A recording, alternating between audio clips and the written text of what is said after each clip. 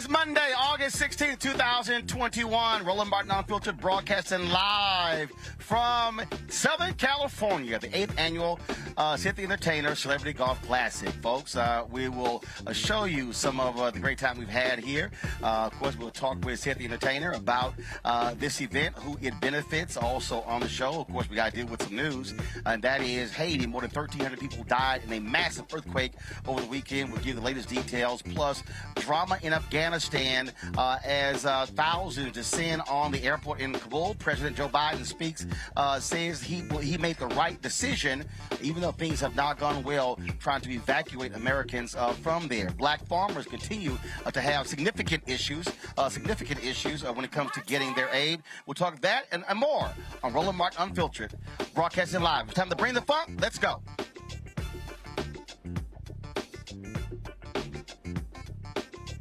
He's got the scoop, the fact, the fine. And when it breaks, he's right on time. And it's rolling. Best believe he's knowing. Putting it down from sports to news to politics.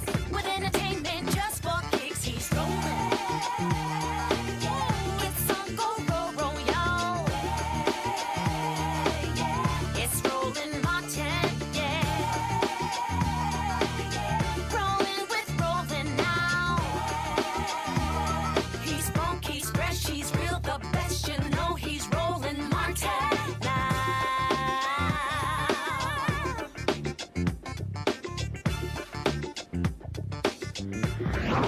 Martin.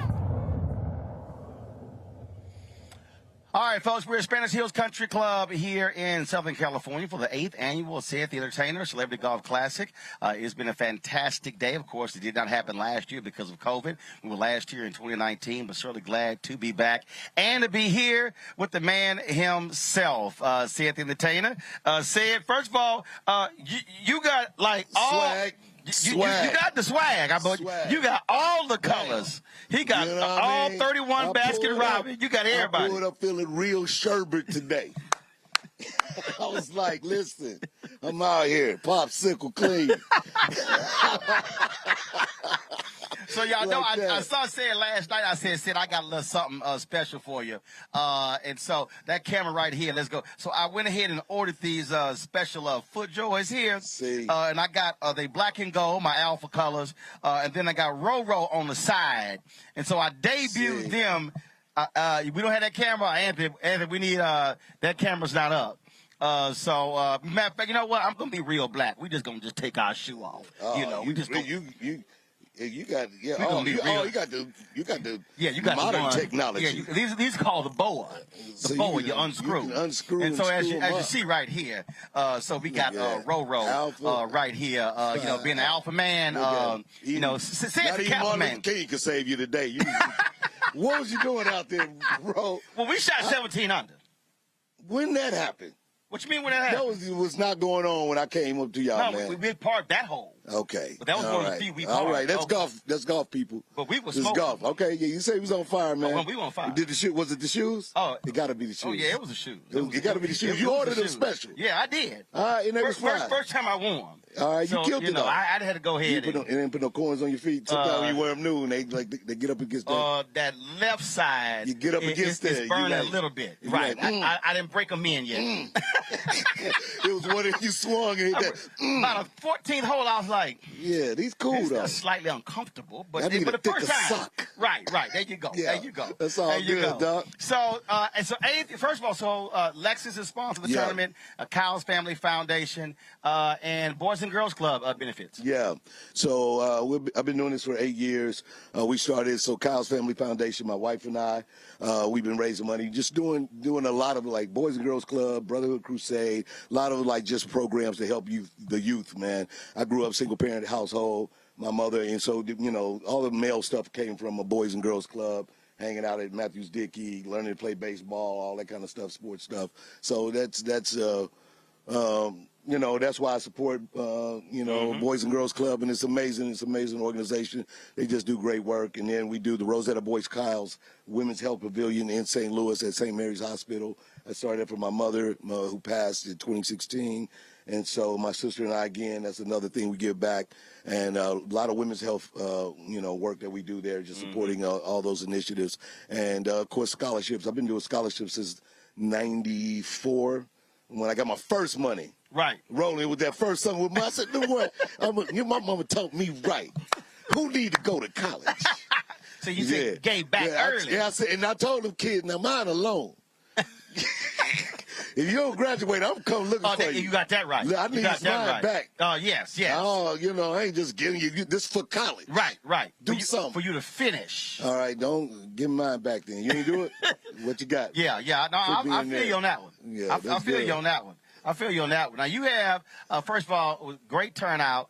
And last night at the VIP party, we live streamed last night. Yeah. And you were on stage along with Eric Benet, Philip Bailey, Valerie Bailey. Yeah. Who was the guy leasing in Chicago?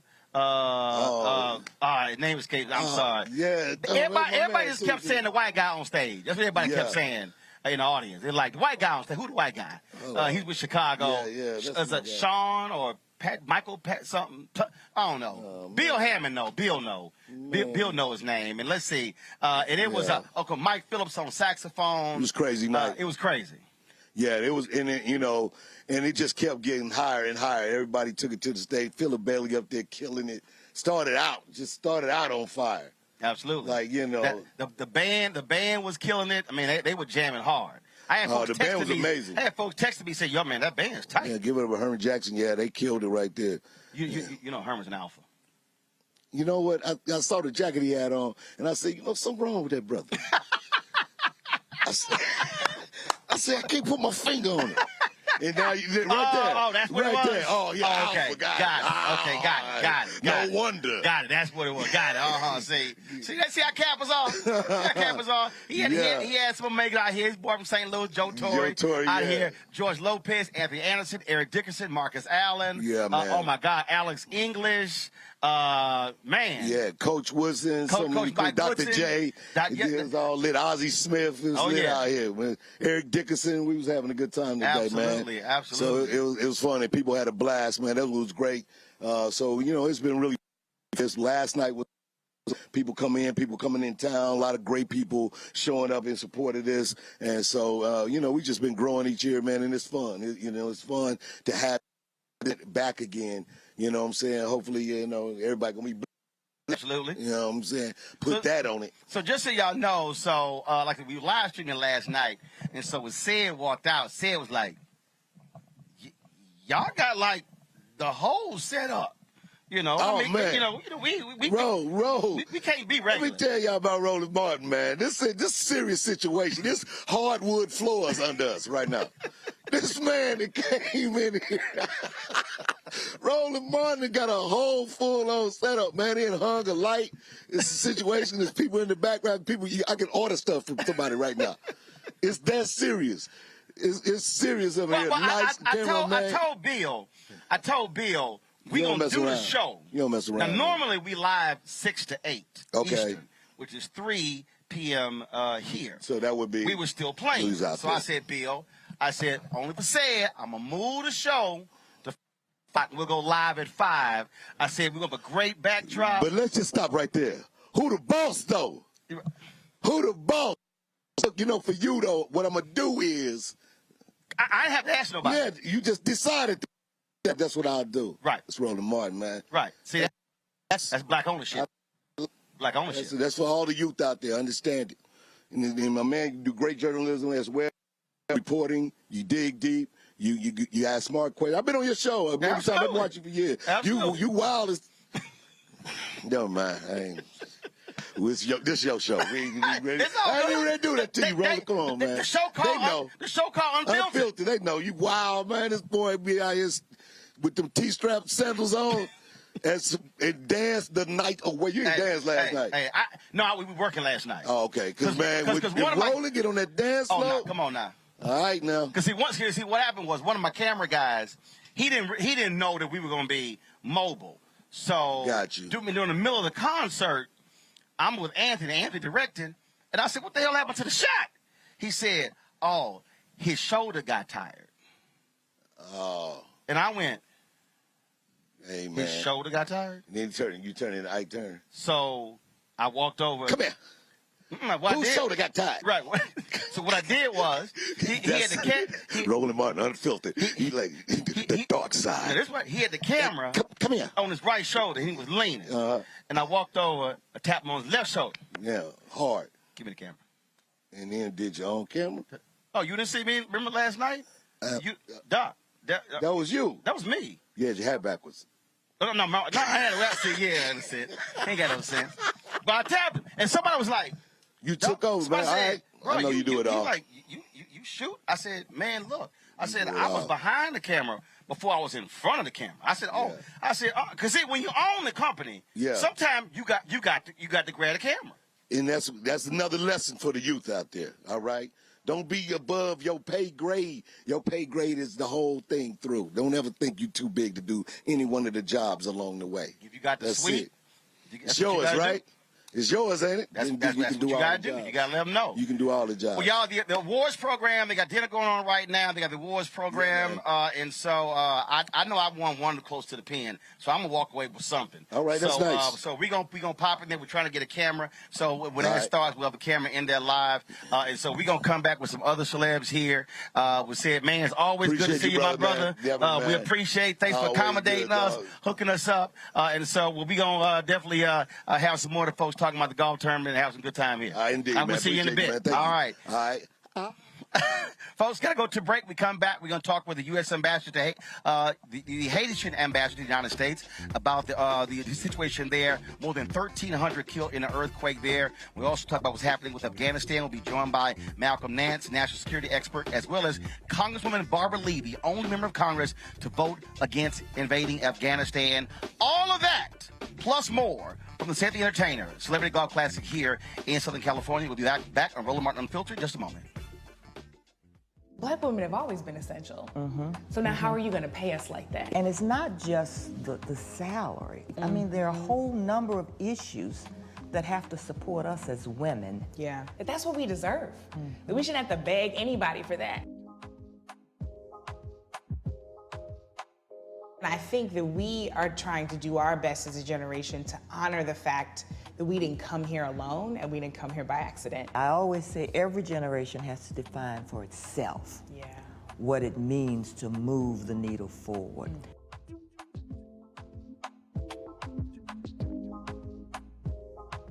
When you study the music, you get Black history by default. And so no other craft could carry as many words as rap music. I try to intertwine that and make that create whatever I'm supposed to send out to the universe. A rapper, for the longest period of time has gone through phases. I love the word. I hate what it's become, and to this generation, the way they visualize it. Its narrative kind of like has gotten away and spun away from, I guess, the ascension of Black people.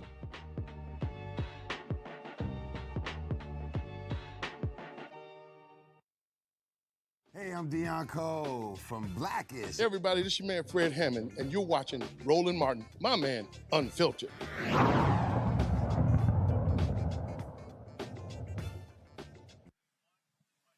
Hey, folks, welcome back to Roland Martin Unfiltered. The folks in Haiti, man, cannot get a break.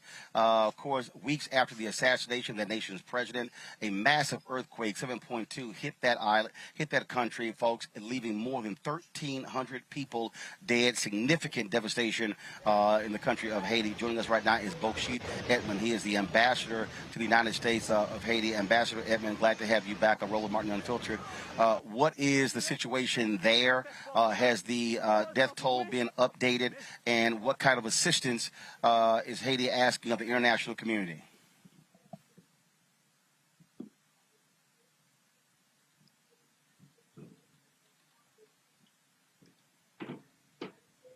Ambassador, can you hear me? Yes, I can hear you now. More than 1,300 people have perished. Has there been an update on the death toll? And also, what are you asking of the international community in terms of assistance? I think the death toll now is 1,400 and more than 7,000 wounded. And what we can ask for now is the continued international assistance to help us manage this crisis, because the southern part of the country has been completely destroyed by this powerful earthquake.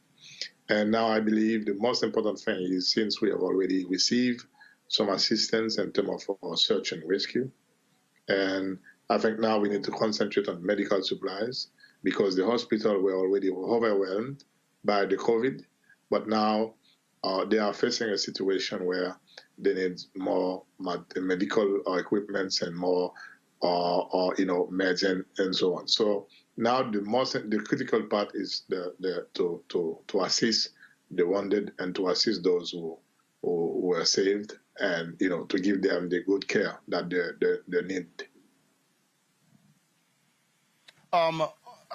What percentage of the country has been impacted by this earthquake? I believe it's 3 geographical departments. The southern part, the southern part of the country, which has 3 geographical departments. I believe that we can tell about around more than 6 or 5, between 4 to 5 million people.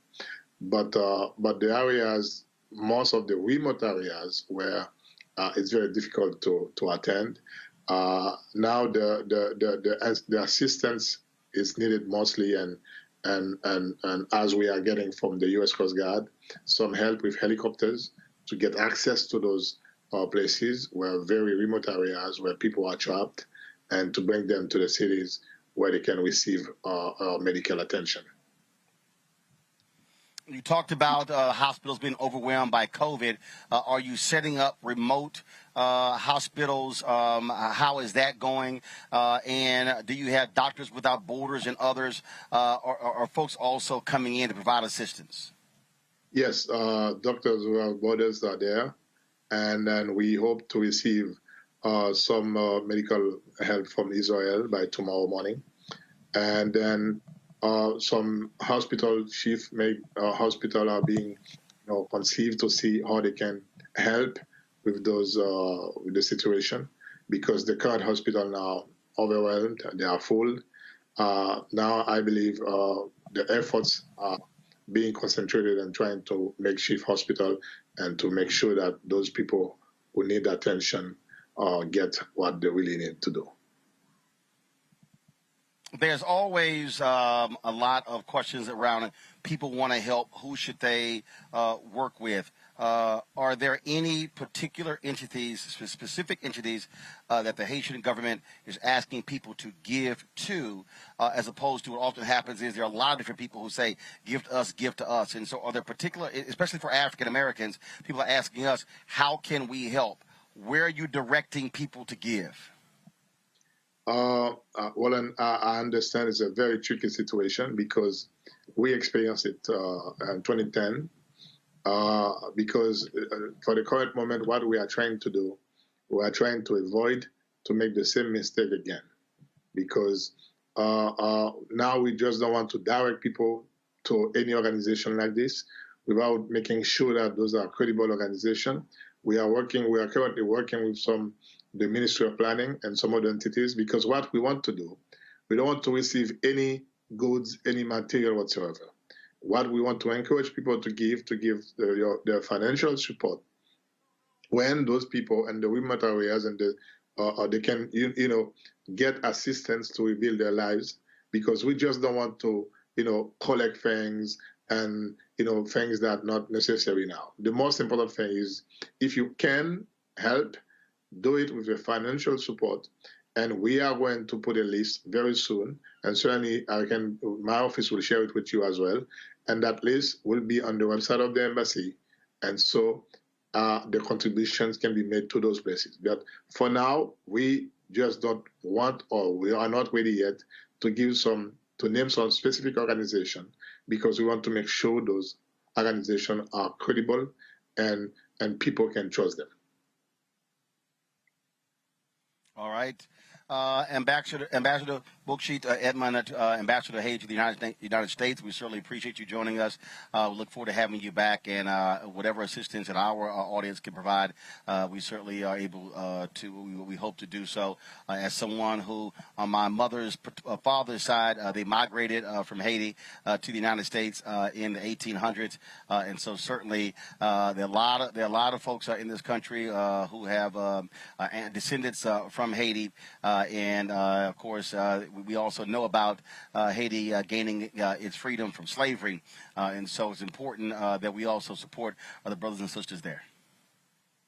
Thank you so very much, Roland. I really appreciate your assistance and your help, and certainly I'll be more than happy to come back and to talk to your audience about what is being done now. All right, we surely appreciate it. Thank you so very much. Thank you.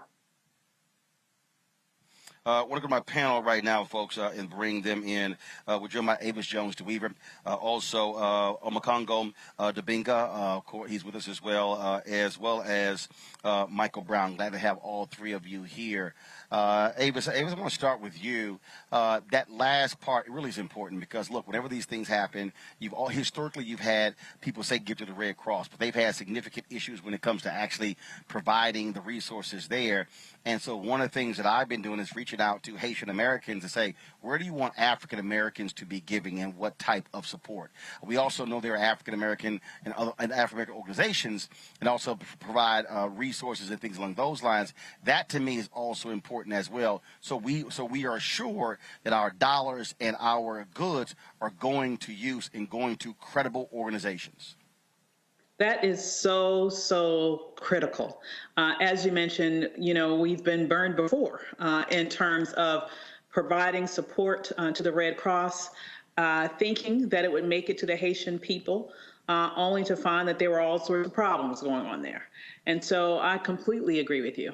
We need to reach out to Haitian Americans, organizations that have relationships with people on the ground in Haiti, to make sure that we are there in a way that can actually make sure that our dollars are making the difference for the people who so desperately need it right now. Haiti has such a powerful history.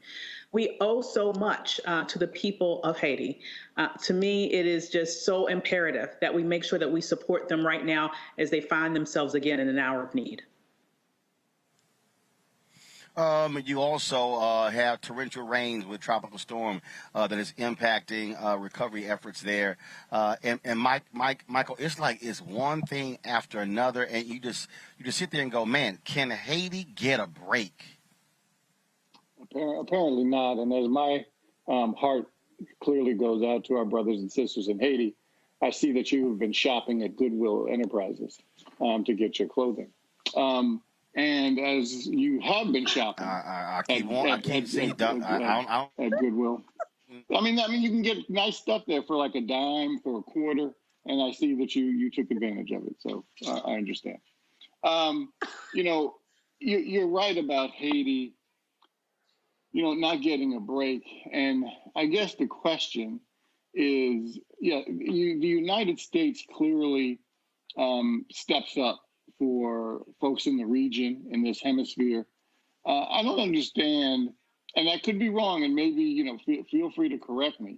Does France do their part in Haiti when it's time for search and rescue and sending medical aid and things that they need to recover?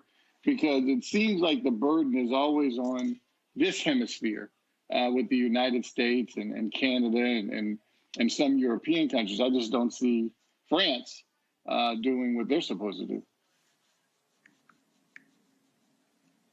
Omokongo, look, you heard the ambassador say Israel is going to be providing assistance. Historically, Cuba has provided assistance as well. Michael makes a great point. The country that Haiti, frankly, had to pay back a lot of money for gaining its independence, they should be stepping up as well. Oh, most definitely. And that's the case with many of these former colonial areas, and on many levels, Haiti is actually still paying France now for what it did. I'm talking financially as well as politically. And Michael is right. These countries often don't step up. My parents are from the Congo, and we have a history there as relates to the Belgians, who left us with one college graduate in the entire country. And so that history is real. And I hope that the people of France also put pressure on its government to also support it. Look, we have to make sure, because one of the things you also mentioned with the ambassador is so important, and Dr. Weaver, I mentioned it as well, is that the history is so important. And so many times we see Haiti in the news, it's related to something that's disastrous. But we got to start ingraining in the minds of people, especially black folks here and internationally as well, that it was what happened with Toussaint Louverture that led to the Louisiana Purchase, what helped the United States grow and expand exponentially with Jefferson and the like. And once people start to realize that there's that real gloried history and that has been part of a spirit of revolution, I think that many of us, not any of us here, because we obviously know the story, will stop looking at Haiti as a charity case and look at it as an extension of black revolution throughout the diaspora that needs our support in order to get where it needs to go. And so I'm also glad that the ambassador said to wait until they provide a place where we can go and support financially, because too many of us want to just send money elsewhere, but we have to really wait and be patient to make sure we're supporting our people. Absolutely. And folks, it is absolute devastation there. Again, you heard the ambassador say more than 1,400 have been confirmed dead in Haiti. They are continuing the rescue efforts. And so you got the earthquake. Then, of course, you have the tropical storm that has downpour of rain that has descended upon the island as well. And so it's just problem after problem. And so we're certainly going to provide, once we get that list, provide the list of organizations that you can actually give to, whether it's economic resources or whether it's goods. We want to make sure that credible organizations are getting those resources to the people there who absolutely need it. And so that's absolutely going to be our focus. We're going to take another break. When we come back, we're going to talk about Afghanistan. Turmoil exists there with the United States pulling troops out. The Taliban has completely taken over the country. What changed? 20 years later, $2 trillion, nearly 3,000 American troops killed. Was it worth it? We'll talk to national security expert Malcolm Nance and also Congresswoman Barbara Lee, the only member of Congress to vote against the invasion of Afghanistan. Looks like she knew what she was talking about 20 years ago. You're watching Roland Martin Unfiltered, broadcasting live from Southern California at the 8th Annual Ceek the Entertainer Celebrity Golf Classic. We'll be back in a moment. I believe that people our age have lost the ability to focus the discipline on the art of organizing. The challenges, there's so many of them and they're complex. And we need to be moving to address them. But I'm able to say, watch out, Tiffany. I know this road. That is so freaking dope.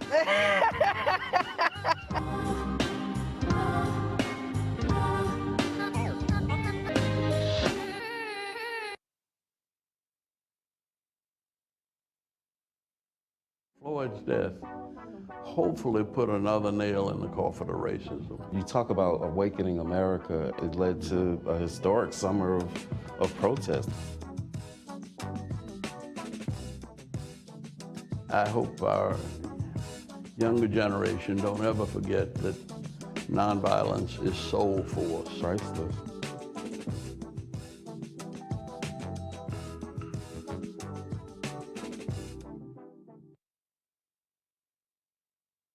Hey, I'm Cupid, the maker of the Cupid Shuffle and the Wham Dance. What's going on? This is Tobias Trevelyan.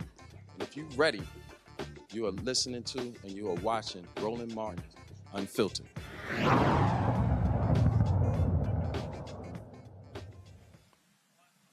Welcome back. We're live Spanish Hills Golf and Country Club here in Camarillo, California, side of the 8th Annual Ceek the Entertainer Celebrity Golf Classic. Over the weekend, folks, massive chaos in Afghanistan as the Taliban completely overran Afghan forces and took over that country. They are in control of that country. You have the United States desperately trying to occupy not only its personnel, but also Afghans who helped the United States. You had people literally filling up the runways in Kabul, preventing planes from actually taking off. Many are blaming the United States for not knowing that this was going to happen. It was in July where President Biden literally said what you're seeing was not going to happen, but in fact it did. Earlier today, he spoke to the nation and said if he had to make the decision again, he absolutely would continue to pull American troops out of Afghanistan. American troops cannot and should not be fighting in a war and dying in a war that Afghan forces are not willing to fight for themselves. We spent over $1 trillion. We trained and equipped an Afghan military force of some 300,000 strong, incredibly well equipped, a force larger in size than the militaries of many of our NATO allies. We gave them every tool they could need. We paid their salaries, provided for the maintenance of their Air Force, something the Taliban doesn't have. Taliban does not have an Air Force. We provided close air support. We gave them every chance to determine their own future. What we could not provide them was the will to fight for that future. A lot of blame has been going around. You got Republicans who are blasting President Joe Biden, folks comparing this to the fall of Saigon. Keep in mind, it was Donald Trump who signed the agreement to pull U.S. troops out of Afghanistan by May of 2021. Don't forget, Donald Trump wanted to invite the Taliban to Camp David. Yeah, don't forget what actually happened. How foul is the Republican Party? Well, they actually disabled a page on their website that touted Donald Trump's agreement with Afghanistan and the information regarding the Taliban. Sounds about right. Joining us right now is Malcolm Nance. Malcolm, of course, is an MSNBC contributor. He also is the author of the book, The Plot to Betray America, How Team Trump Embraced Our Enemies, Compromised Our Security, and How We Can Fix It. Malcolm, 20 years, $2 trillion spent, nearly 3,000 soldiers killed in the country. There are folks, some who are saying, we gained nothing out of this. The Taliban is back in charge. Do you agree with that assessment? Was it wise for the United States to go into Afghanistan?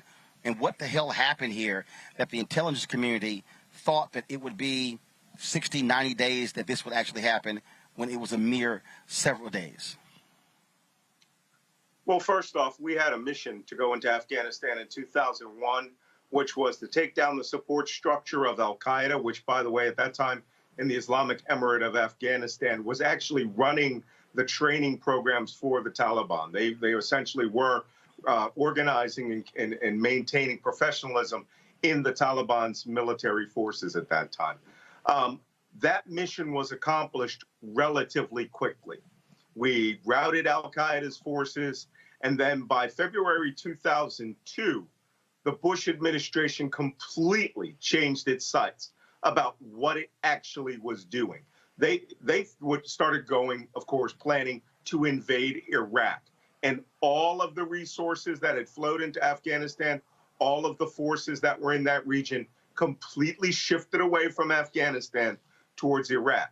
Now, it was always folly to think that we were going to come in there and create our own country based on our values, our morals, despite how the people on the ground live there. It is a very simple country.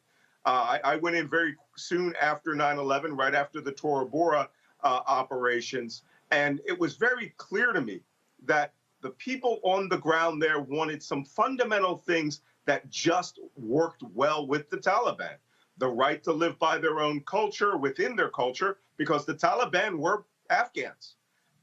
The right to worship their God in the way that they wanted to, which was fundamental Islamic, and of course, to maintain the prosperity that they could understand from the culture they lived in, and get, you know, future prosperity, which for them was getting their sons married, right? Having children, grandchildren, getting their sons married. They were not looking to go drive around in Camaros.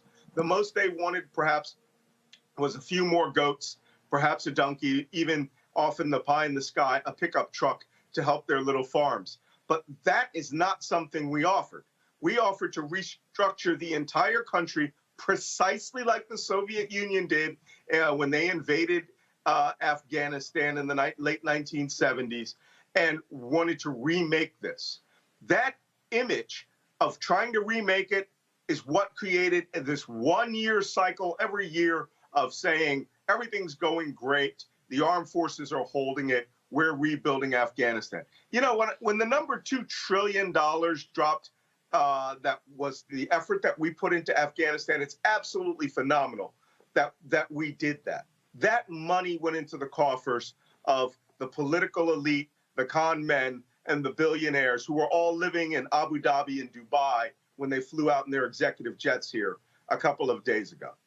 To answer your second question, the armed forces of Afghanistan was a paper army.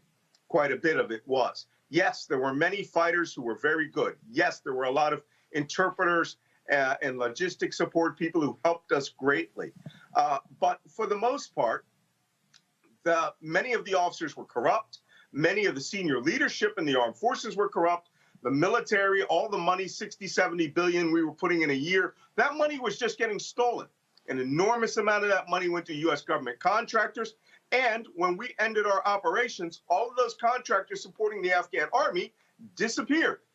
The Afghans cut a deal with the Taliban. That's how this country collapsed in a matter of days. The Taliban in some provinces were being, had cut these deals with the local tribal leaders and perhaps even some of the provincial governors, and were sending representative groups of men, some of their terror cells that were underground, 20, 30, 40 guys going to the province house and declaring the province captured.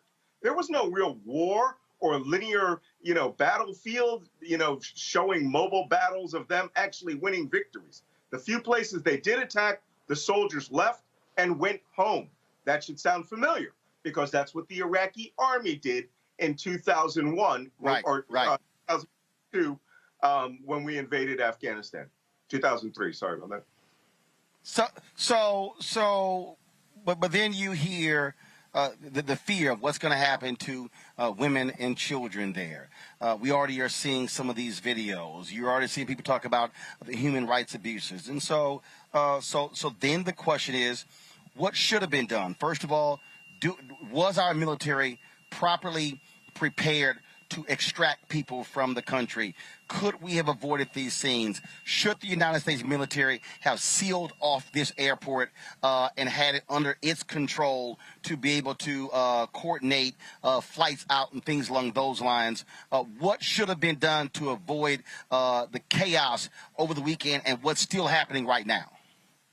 I'm sorry, you were always going to have that chaos. So now it's time for a little history lesson, because one of the things that I mentioned on air over the last couple of days is quite simply this. Americans are culturally ignorant of other peoples, and they don't understand that those peoples have a vote in what happens out there. And many of those, again, the reason that airport was surrounded so quickly and flooded, many of those people who are Taliban today were Afghan National Army 3 days ago, right? So should we have done this? Yes. There could have been an enormous quantity of preparation, but the United States Armed Forces cannot bend space and time to our will and suddenly have 100 transport aircraft there. We had been mobilizing a few days ago, 3 or 4 days ago, to bring in 6,000 to 7,000 troops into that region. But many of the commanders surrendered their forces. The government left. The Taliban took their few hundred men and drove in from Jalalabad or came up from Kandahar, which is an 8-hour drive, and were there before any resources could flow into that place. Should we have been better prepared? Absolutely. Will Joe Biden have to take a hit for that? He said the buck stops with him. But the most important part of this story is the fact that this was negotiated years ago by the Trump administration. They gave the Taliban Afghanistan. The Taliban did not attack us or kill U.S. forces as part of that agreement in exchange for 5,000 of the most hardcore Taliban members and leadership to be released back into the Taliban, and they are all there. The president of Taliban, of the Islamic Emirate of Afghanistan today, is a person who was released under that deal. The Taliban were just waiting because it was given to them.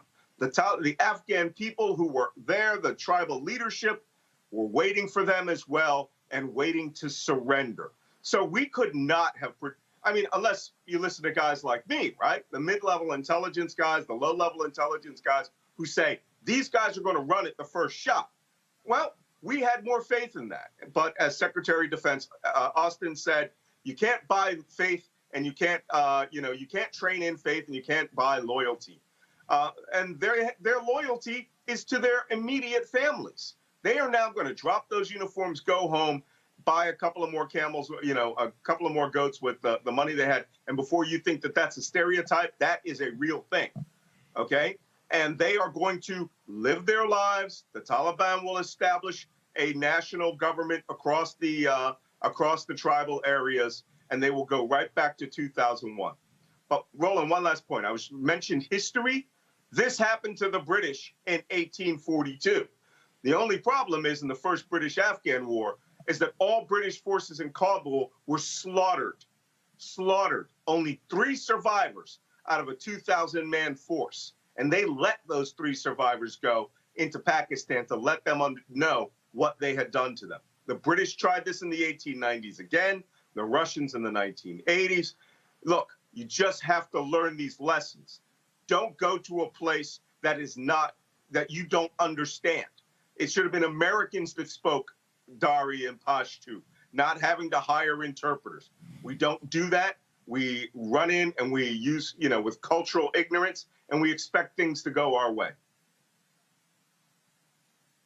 Malcolm Nance, always a pleasure. Thanks for the breakdown. We appreciate it. My pleasure. Years ago, there was only one member of Congress who had the courage to vote against the war in Afghanistan. She was the Congresswoman from Oakland, California, Congresswoman Barbara Lee. This was the speech that she gave on the floor of the House of Representatives at that lone vote. Mr. Speaker, members, I rise today really with a very heavy heart, one that is filled with sorrow for the families and the loved ones who were killed and injured this week. Only the most foolish and the most callous would not understand the grief that has really gripped our people and millions across the world. This unspeakable act on the United States has really forced me, however, to rely on my moral compass, my conscience, and my God for direction. September 11th changed the world. Our deepest fears now haunt us. Yet I am convinced that military action will not prevent further acts of international terrorism against the United States. This is a very complex and complicated matter. Now, this resolution will pass, although we all know that the president can wage a war even without it. However difficult this vote may be, some of us must urge the use of restraint. Our country is in a state of mourning. Some of us must say, let's step back for a moment. Let's just pause just for a minute and think through the implications of our actions today so that this does not spiral out of control. Now, I have agonized over this vote, but I came to grips with it today, and I came to grips with opposing this resolution during the very painful yet very beautiful memorial service.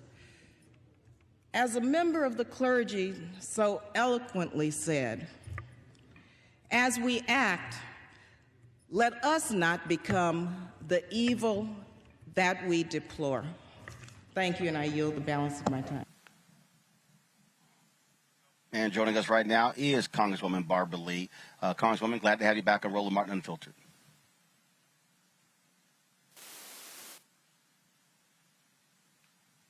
Congresswoman, can you hear me? Okay, I can't hear her, folks. I see her, but I can't hear her. She can hear me. All right.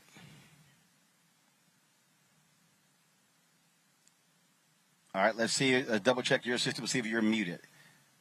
Just make sure you're not muted, Congresswoman. Now I can hear you. Now I got you. Now we got you. You can hear me. Now Okay. we got you. Now we got you. Now we got you. All right, cool. Now we got you.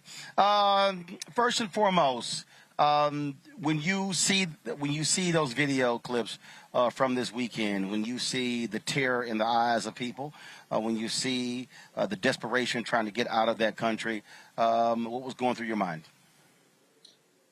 I'm feeling right now like I felt on September 14th, 2001. Devastated in so many respects, Roland. These people, our troops for 20 years have done everything we asked them to do. The Afghan allies, the people who supported the U.S. presence in Afghanistan, they're under threat of death. Our American diplomats, our citizens, NGOs, businesses, it's terrifying what's taking place. But I have to tell you, we have got to do everything we can do. And that's what I'm thinking about now is how do we, in my capacity as chair of the subcommittee that funds a lot of our visas, special immigrant visas, and all of the diplomatic and development stools of our foreign policy, what I can do more to help this administration with these evacuations. Because we've got to do something. People are desperate. They're dying. They're hanging onto planes. This is untenable. And so that's how I'm feeling right now. That's what I'm working on day and night. And also, of course, I hope everyone recognizes that there's no military solution in Afghanistan. And the president's absolutely correct in his decision and what he did. But the movement out and the planning was, in many respects, short of disastrous. So how do we resolve this particular issue here? There are a lot of people, obviously, who are concerned about the treatment of women in Afghanistan. But we also are dealing with, there are numerous countries where we can be angry and disagree with human rights violations. Look what's happening in Myanmar right now. What's happening in Malaysia? The prime minister resigned. What's happening in other countries? And so, how do we deal with that, where our presence kept the Taliban from being in control, but the option really was: do you stay there for the next 100 years, or do you simply say, Afghanistan, you've got to take control of your country. We can't be Big Brother for forever. Look, we can't nation build Roland at all. This is an example of a presence, a military presence, where there's no military solution attempting to nation build. We owe the people of Afghanistan support from after we invaded the country and did everything that we did. Our soldiers did everything that this country asked them to do. So we owe them a debt of gratitude by helping them with the development, with women's education, women's empowerment, everything, schools, everything that we needed to do to help them. But we should not have been there for 20 years as a military occupation, Roland. And so, yes, we stand for human rights throughout the world, but we can't nation build. And so wherever there are violations of human rights, we need to say so, and we need to engage in the mechanisms that would encourage these violations of human rights to stop. But we cannot occupy a country militarily when there's no military solution. And then now, as with Afghanistan, we see what's happened when you do occupy a country for 20 years. There's no military solution. Now we're faced with a terrible disaster. And so we need to really learn the lessons of Afghanistan and know that, Congress has been missing in action. I've been trying to get Congress to revisit this blank check that was given. And Congress has to really put some restraints on military adventures around the world. That has nothing to do with protecting our national security. The president can always use force if our national security is at threat. He has that responsibility and duty under the Constitution. But Congress authorizes the use of force, and we have to do that very selectively, targeted, so we don't end up where we are today in other countries. Last question for you before I go to my panel and each one of them ask you a question. What does it also say that this nation had no problem, Congress had no problem spending $2 trillion in Afghanistan? But say that again, Roland. Say that again. Talk about I said, what do we say to folks when Congress had no problem spending $2 trillion in Afghanistan, but God forbid want to put together a program of $2 trillion to actually spend in American cities where you're dealing with the poor and impoverished, where you're dealing with high rates of infant mortality? What does it say that this country has no problem spending that type of money when it comes to the military, but when you talk about non-military, then all of a sudden it's, oh, we can't afford these things? Mm-hmm. Says a lot about our priorities, but it also says a lot about why so many people are living on the edge in this country and why we have now a military budget of over $740 billion, which is excessive. We have enough resources, a budget in the military that could warrant a 10 to 15% cut right now, which would invest $75 to $80 billion in human infrastructure, building our own nation, helping people who have been shut out and marginalized for so long. So people need to rise up and say, stop it. You know, we have other tools in our toolbox, Roland. You know, I chair the subcommittee on appropriations that is responsible for a $62 billion budget for diplomacy and development. But yet the defense spending is $740 billion. It's totally out of balance. And so the public, we have to educate the public so people know they have to make sure their members of Congress understand that they're not going to tolerate this military first Pentagon spending budget at the expense of their quality of life, but also it's not at the expense of our national security. So we've got to make sure members of Congress are not afraid of reducing the military budget, because that's the only way we're going to bring some sanity into our federal budget and our priorities. Questions for my panelists. I'm going to start with Omakongo. Your question for Congresswoman Beverly. First of all, thank you so much for your courage and bravery. It's been amazing to watch over the years. I wanted to know, what do you feel going into 2022? What is the best way for us as just regular citizens to keep the pressure on Congress to make sure that some of the things that you've been talking about are actually taking place, particularly when you talk about reallocation of the budget, education issues, and just getting them to prioritize what should be happening in our country that's not? Sure. Thank you so much for that question, because that is the question, how we hold elected officials accountable in between elections.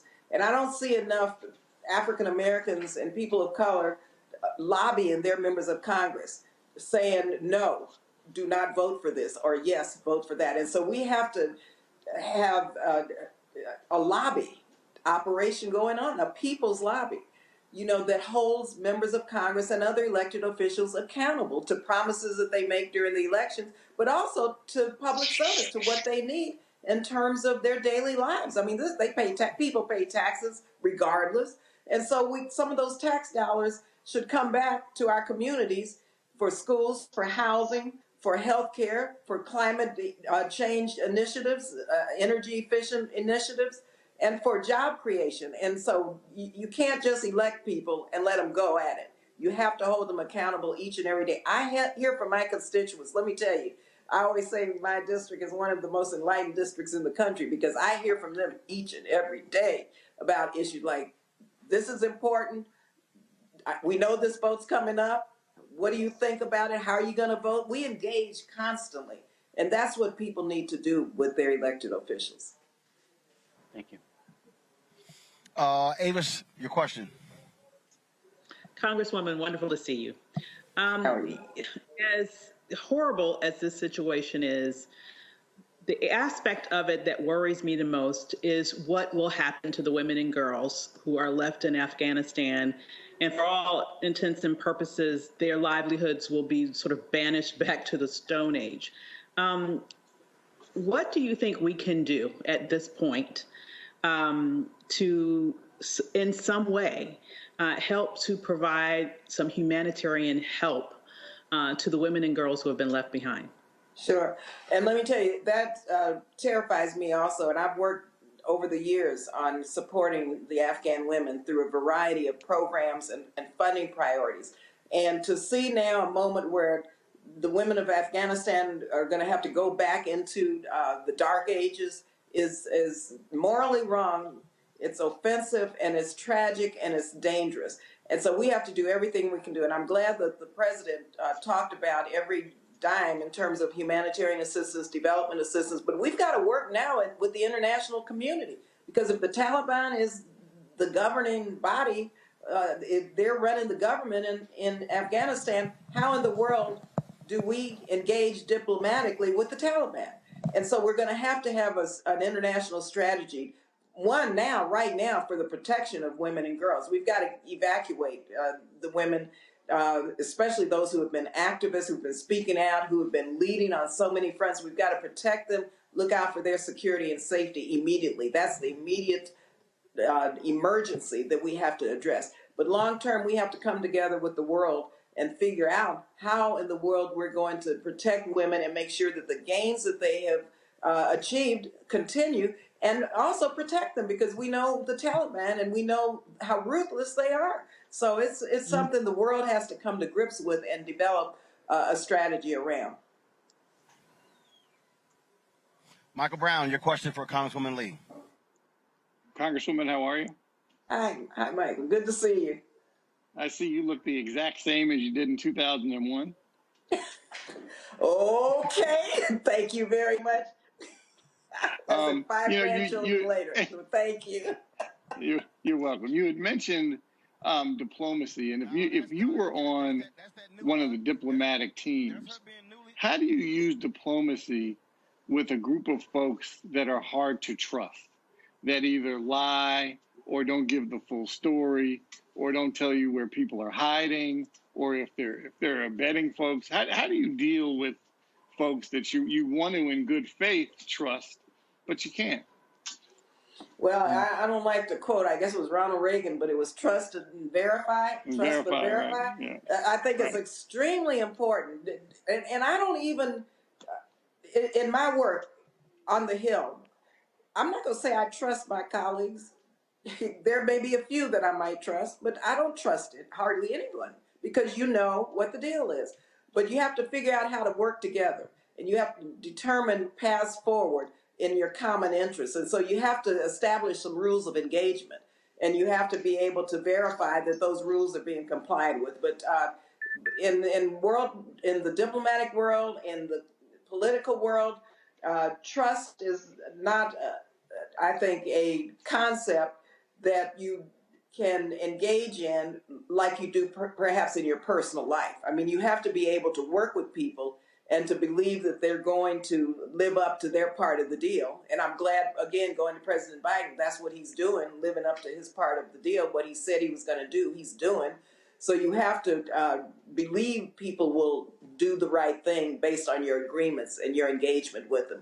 So I don't think trust is the exact proper term or concept when you're engaging in international politics. Understood. Thank you very much. Thank you, Roland. All right, Congresswoman Barbara Lee.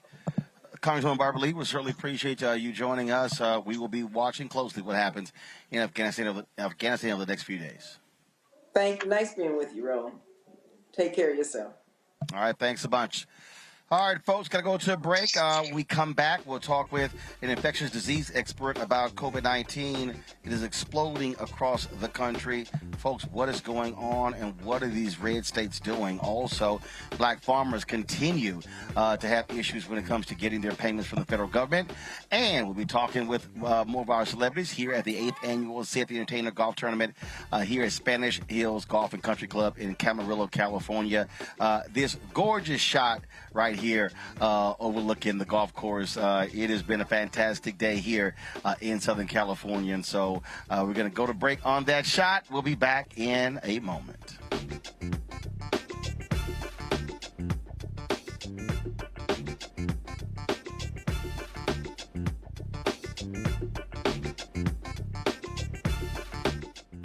When you study the music, you get Black history by default. And so no other craft could carry as many words as rap music. I try to intertwine that and make that create whatever I'm supposed to send out to the universe. A rapper, for the longest period of time has gone through phases. I love the word. I hate what it's become, and to this generation, the way they visualize it. Its narrative kind of like has gotten away and spun away from, I guess, the ascension of Black people.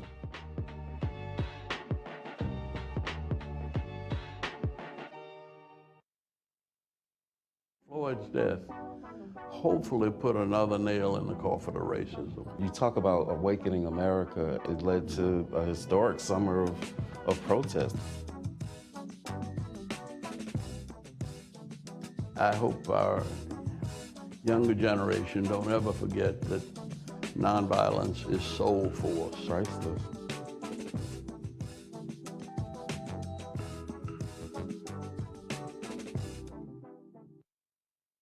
Hey, I'm Amber Stevens-West. Yo, what up, y'all? This is Jay Ellis, and you're watching Roland Martin Unfiltered.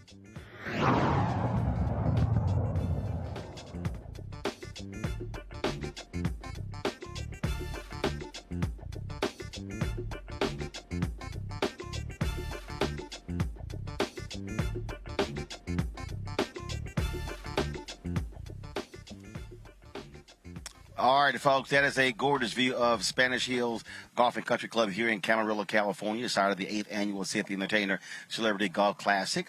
We are here, had a fantastic time playing today. Folks, we're outdoors, of course, a social distancing, trying to stay safe here, but all across the country, cases are exploding, and it is really happening in this, we call it this red belt, Alabama, Mississippi, Louisiana, Arkansas, Texas. Joining us right now is Dr. Alexia Gaffney. She's an infectious disease specialist. And just so people understand how maddening this is, Doc, you have the governor of Texas, this idiot, Greg Abbott, who now is threatening to pull the liquor license of restaurants that require COVID vaccination proof to enter the restaurant. I mean, but he's the same person begging neighboring states, hey, can you take free of ICU beds for citizens of Texas? I mean, that to me is the stupidity, where you have school districts and restaurants trying to be responsible, and this idiot, running after all these right-wing lunatics, is saying, oh, I'm going to snatch your liquor license. And in Austin, I just saw the story. 2 restaurants in Austin, Texas, have stopped doing it because the Texas Alcoholic Beverage Commission threatened to pull their liquor license. Unbelievable. These people literally have blood on their hands, and they're completely unbothered by it. And apart from their political gain, it's like, what is the sense in all of this? Why would you put people's lives on the line? Why would you now put children's lives on the line? And why would you do it so willfully and so maliciously? What is being done here is absolutely dangerous. And when school districts and businesses try to work around these mandates, or really the lack of any sensible mandates, they're now being punished for it. It's despicable. Right now, we're seeing more pediatric hospitalizations for COVID-19 than we've seen in the entirety of the pandemic. And it is, as you said, it's in the red states. It's in the places in the country where there are the least amount of individuals vaccinated or fully vaccinated for COVID-19. And children 12 and under, or under 12, can't yet receive the vaccine. So in these southern states where children have already returned to school, where teachers may not be vaccinated, where it's unlawful to enforce a mask mandation, we're seeing schools shut down already within the first 2 weeks or within the first 3 days of school because of outbreaks and rampant exposure to COVID-19. And it is dangerous, and it is life-threatening. This whole false notion that children were not at significant risk for COVID-19 infection in the early phase of the pandemic was simply true and unfounded. When COVID first hit the United States, we pulled our children out of school and we protected them. So we closed up the spaces where children most rampantly spread infection, and we protected them. So we did not see cases. And now people are trying to utilize or falsely utilize this data, give a false impression that children can sort of withstand COVID-19 infection, and we've thrown the children into the fire.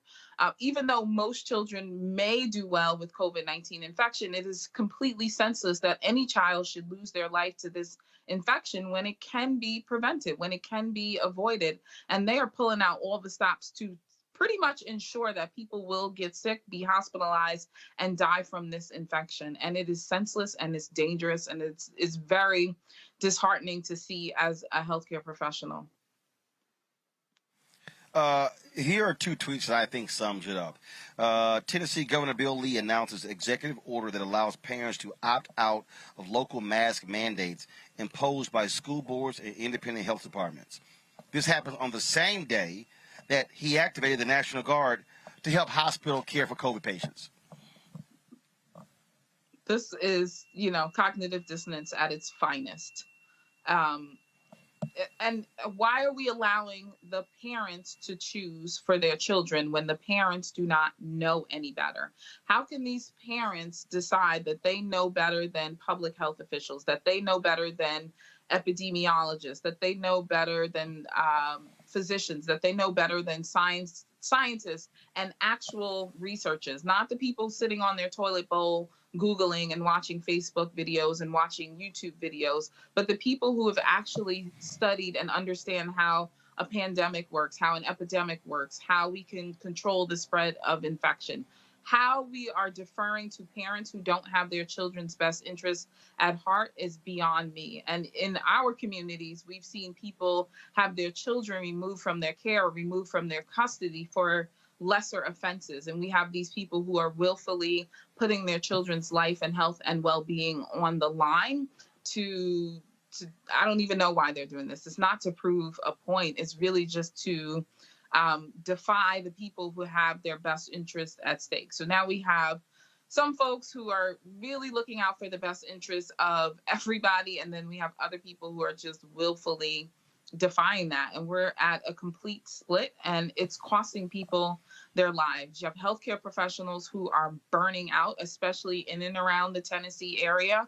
You have healthcare professionals saying, listen, we did all we could in the first wave of this pandemic, and we're doing all we can right now. But right now we're exhausted, we're burnt out, we're ready to quit, and we're just over it because all of this is preventable. And so it's literally like a civil war that's going on between those who are trying to protect the health and well-being of both the vaccinated people and the unvaccinated people, and those who are vulnerable but not yet candidates for vaccine, i.e. our children, and some of the most vulnerable adults in our population. And you have the people on the other side who just don't frankly seem to give a damn. There's not a better way to say it.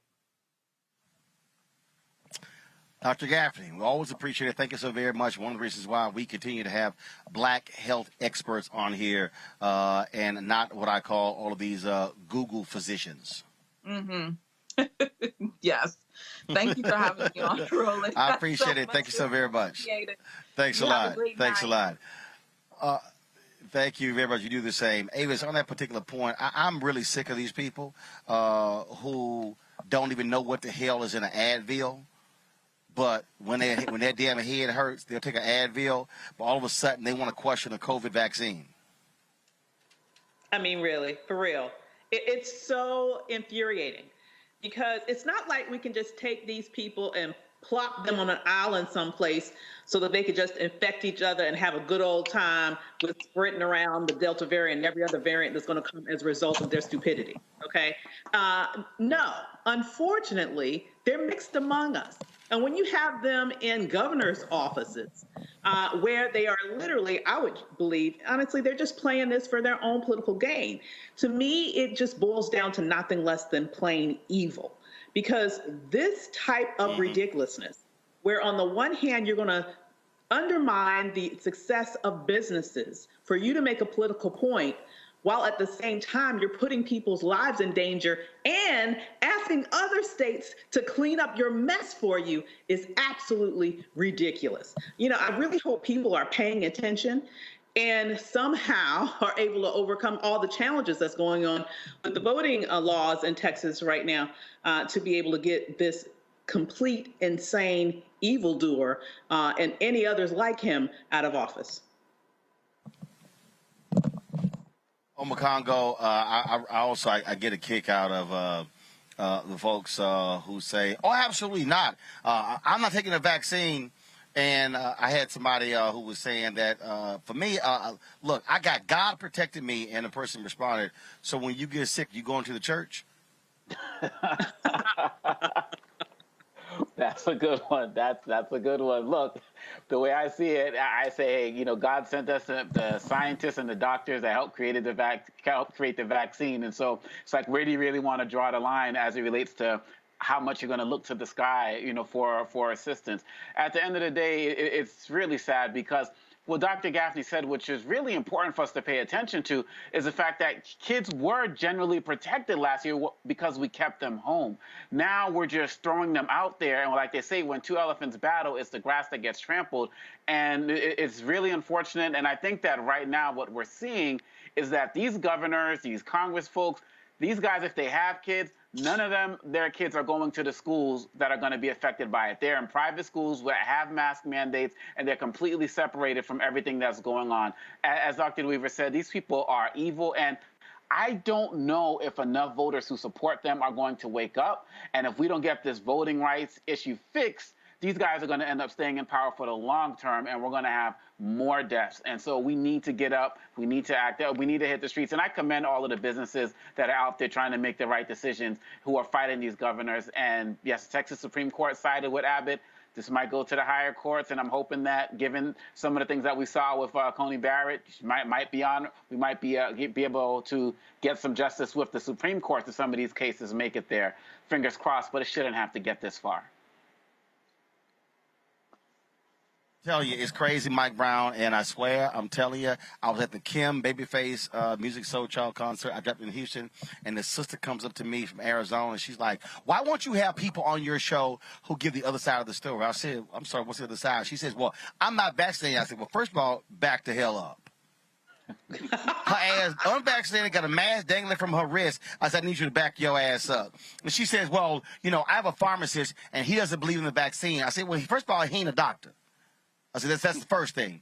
But she said, it's the other side of the story. I said, yeah, death, that's the flip side.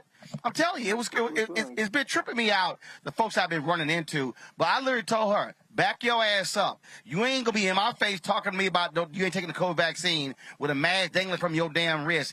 Back the hell up. Go on, back up.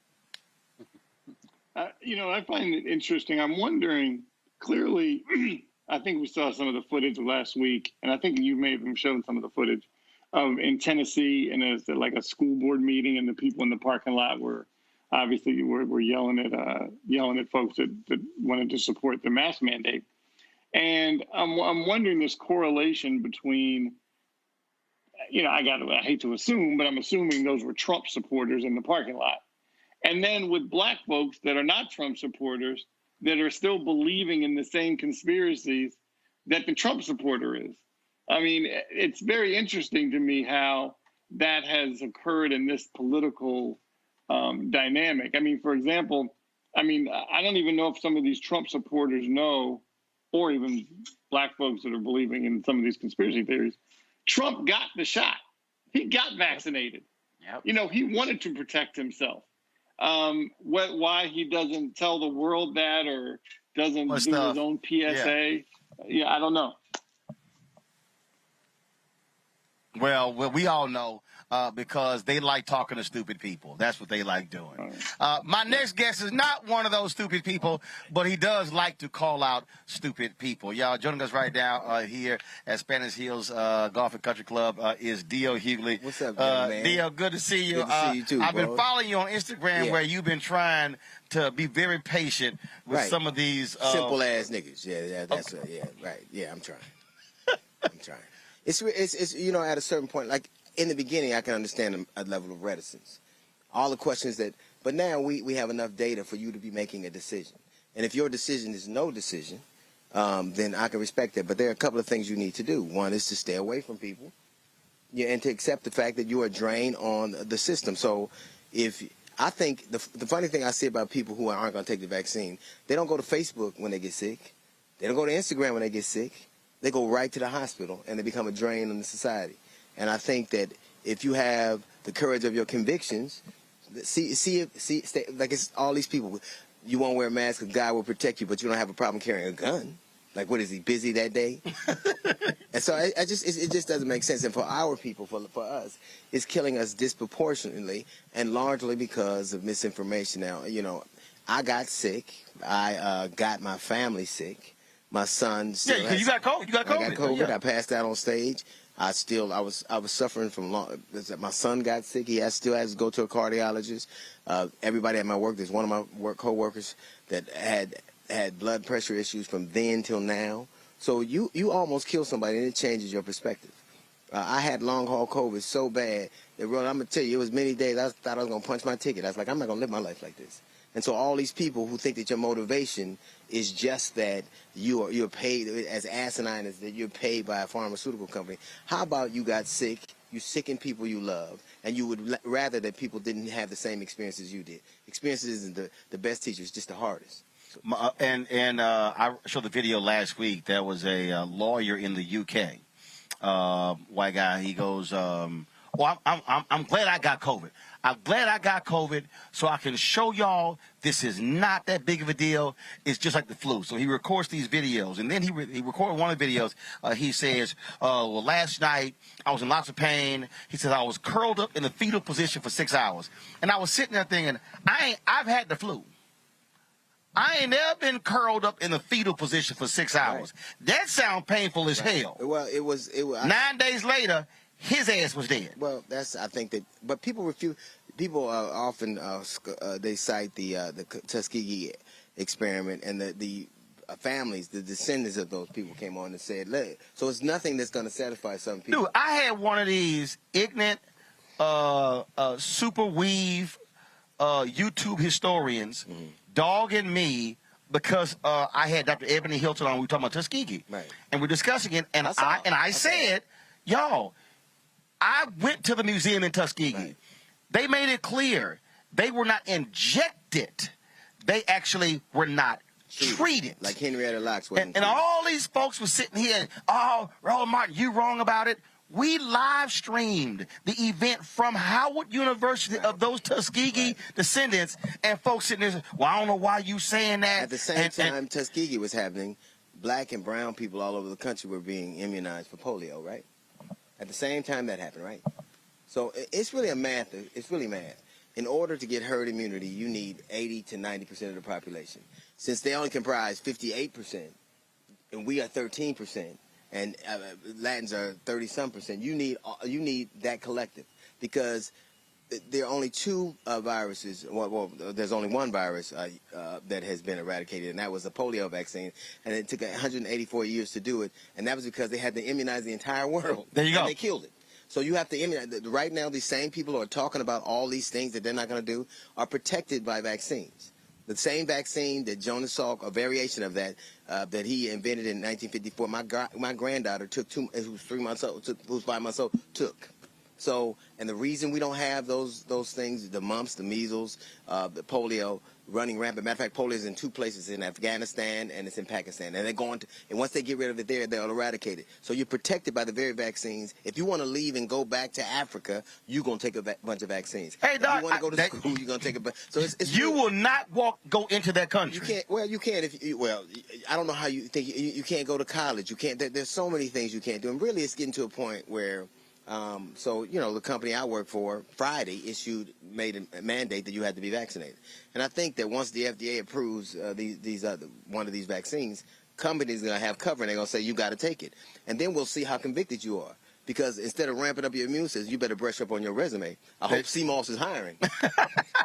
Because it's I had a brother, we stopped by the restaurant. I was in Houston Thursday, Friday, Saturday. My aunt passed away. We had a funeral, and we went to dinner. And and 6 of us, 3 of them doctors, 2 emergency room doctors. Right. So the brother comes up, waiter, no mask, and so he's talking. I was like, whoa, whoa, whoa. I was like, first question, are you vaccinated?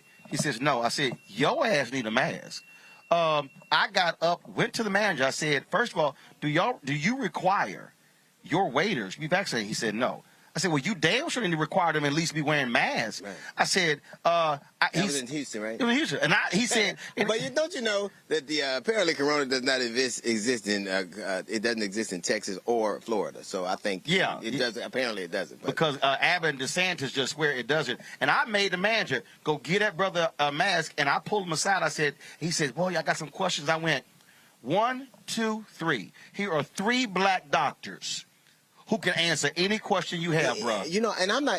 Ultimately, it's this for me. My motivation is what my motivation has been when someone is slain by the police. My motivation is what my motivation has been when we talk about voting, because I think we pretty much have the same kind of overall perspective.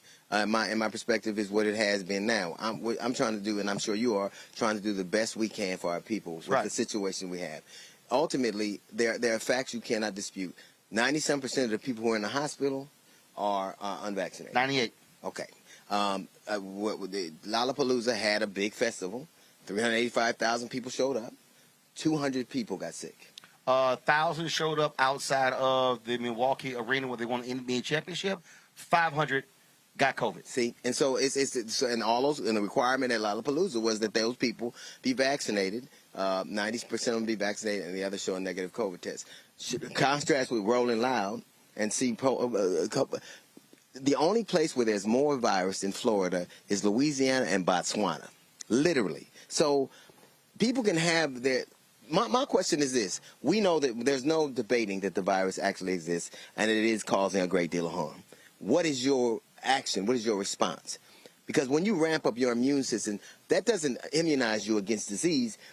You may do better if you get a virus. Right. You might have a better outcome. A brother Lyric told me, I'm drinking a lot of green tea. Okay. I went, okay. Okay.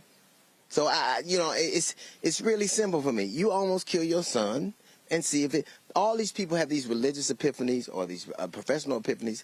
When you see your son has to go to a cardiologist every 6 months because of something you did, or you see one of your coworkers struggling with long-haul COVID, tell me how you feel. Right. And if you're inhumane, if that doesn't move you. And I think that a lot of people are seeing a lot of suffering and pretending like it isn't real. And and we don't have the luxury. The American life expectancy last year dropped, a year? Mm-hmm. Ours, African Americans dropped 3 years. So we've lost 3 years because of a pandemic you say doesn't exist. Right. Our life expectancy has dropped 3 years. So these are things that are real. And as far as these people want to come on your show, I'm never going to let you on my show to lie. I ain't going to do it. I don't care what you call me. Doc, that's it. I don't need you to. Here's the thing. I'm not going to give you the other side of somebody who ain't a professional. You're not a virologist, an epidemiologist. You a dude that talks slick on Instagram. I don't. And you lied. And you literally lied so much you can't even tweet from your own name because you've spread so much misinformation that you're a known liar. Why would I? Right. Why do I need to? Right. What is it we need to know? If there are 93 million people who haven't taken the vaccine, what is so special about your ass that I got to have you on? Right. They could lie too. Right. So and this notion that they're going to bully you or call you names, I don't give a damn what you call me. I'm a grown man, and I'm going to say what I believe. There's a reason I have a platform. There's a reason you have, and the reason you don't. Here's the reason those people don't have platforms. Because the minute they start telling lies, they get took off. Right. No one can keep them on. Right. No. Now, I suggest that they do that to us. If you call the people that put us on, and if we are lying, have us taken off. If we're spreading bald-faced, harmful falsehoods, I suggest you call them. But you know why you won't? Because we don't. There's no alternative to the truth but a lie. I had somebody who literally said, "Man, why you? I don't like when you always interrupting people." I said, "No. When folks start lying, then I'm gonna correct them at that very point. I can't let you lie and then go, mm-hmm." Mm-hmm. Because it's like they're not. There is no opposite. If we know that this exists, we know that 4 million people worldwide have died. 200 million people were exposed to the virus. There literally is so much virus in some of the places in this country that only places in Africa have more. And the only reason they have more is because they don't have the access to resources. Boom. We would be a third world country. They don't have access. They are standing in line, walking miles for that vaccine. Right. And so ultimately, I do know this. I was frightened when I took my whole family at one time. What kind of man would I be if I've admitted the things I've done in terms of indiscretions in my personal life? If I've been open book about that, why would I lie about my motivations for giving? Why am I going? And who are you? I should lie to. If I ain't gonna lie to my woman, why would I lie to you? Right. I want the best for you. If you don't want the best for you, I get it. But I think you have an obligation to make a reasonable decision. I tell you what, when you get sick, find out what address those people you sent to Facebook, find out where their hospital is and go there, and stop going to hospitals where we need the resources for people who are in accidents. Doc, I'm the same way. So, man, always good seeing you. Likewise, man. I'm sorry I didn't get to play. It's all good, but we had enough.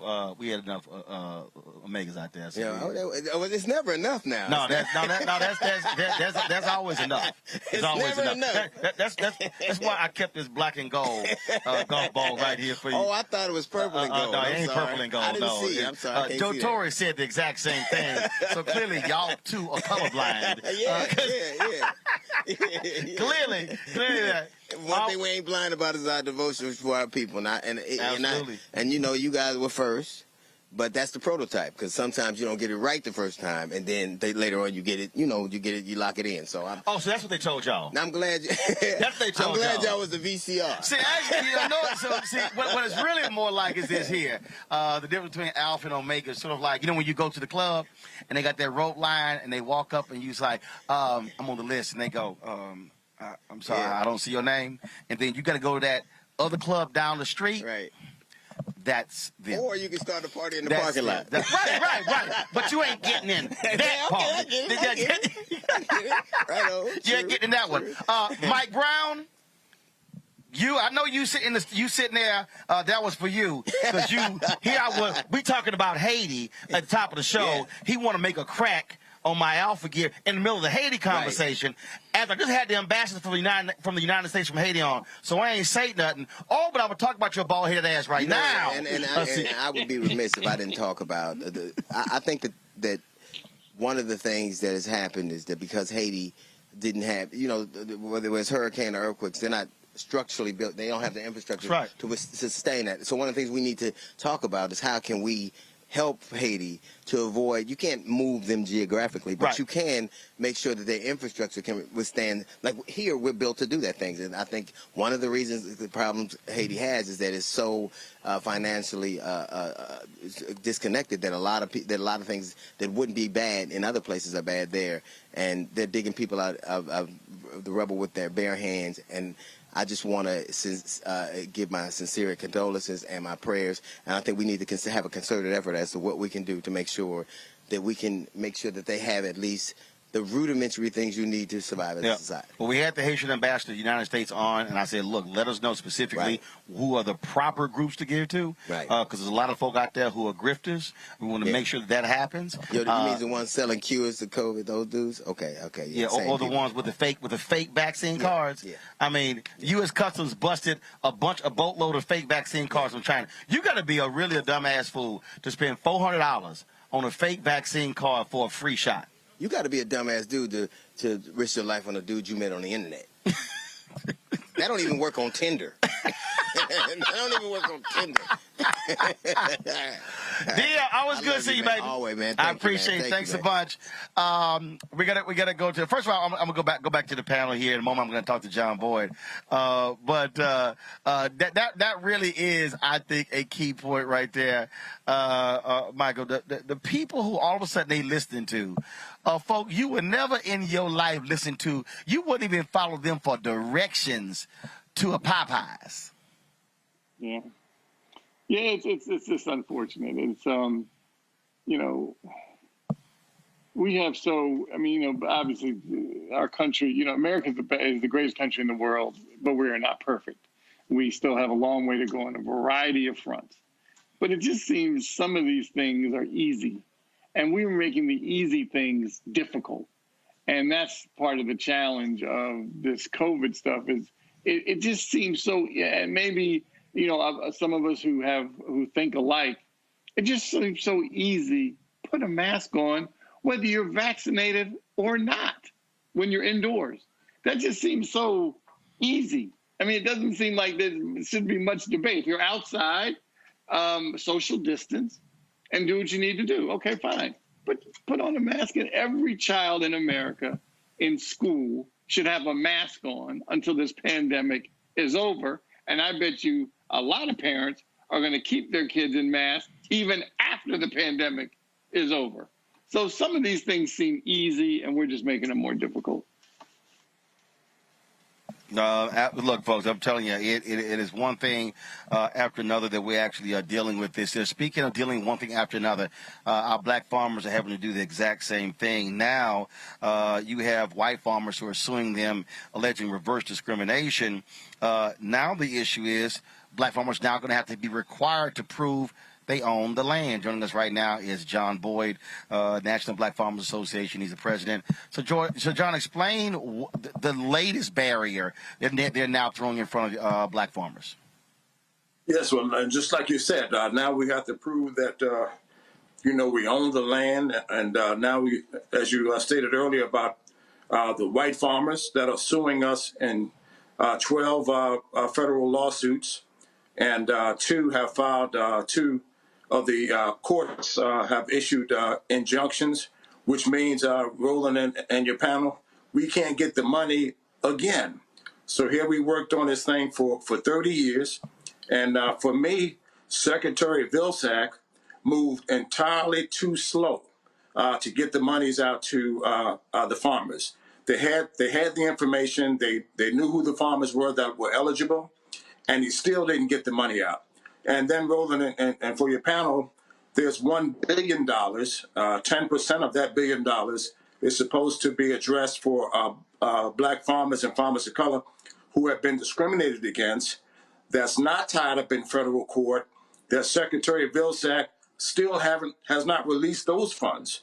And so I met with a conference call with him and the agriculture chairman, David Scott, who really pressed Vilsack on when that money was going to be released to black and other farmers of color, and he still didn't give us any time ramifications there. So here you have the president of the United States who wants to do the right thing, and in my opinion, and for black farmers and farmers of color, he brought the wrong man back to USDA to execute his plan of action. Secretary Vilsack is the wrong man at the wrong time in history, to help black farmers.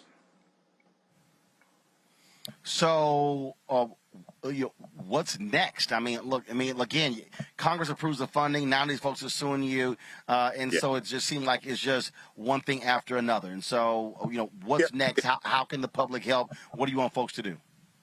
Well, they can support the National Black Farmers Association, and Roland, we are responding in all 12 of those courts, and amicus briefs and all of those things, and hopefully those things will make a difference. And the other challenge we have is the Department of Justice doesn't want to admit to discrimination after the year 2011. Discrimination for black farmers still exists today, and the Department of Justice hasn't fought this case vigorously enough by laying out the historic pattern that black farmers have faced in this country, from the history of slavery, the history of sharecropping, and Jim Crow, and all the discrimination and court decisions that they have all this documentation, and it hasn't been spelled out, in my opinion, for these judges to actually get a good, clear picture of what happened.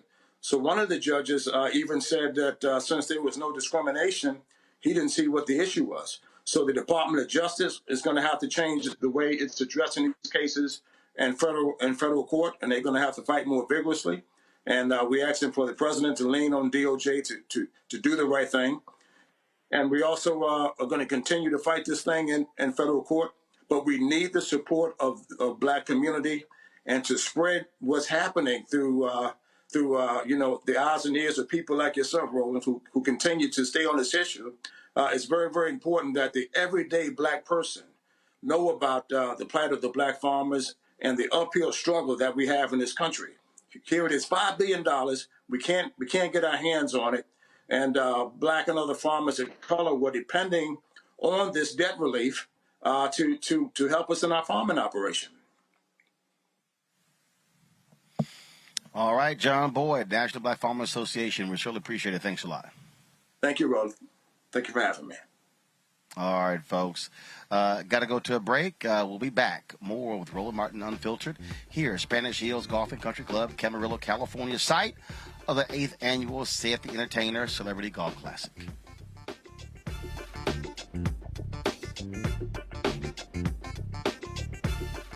I believe that people our age have lost the ability to focus the discipline on the art of organizing.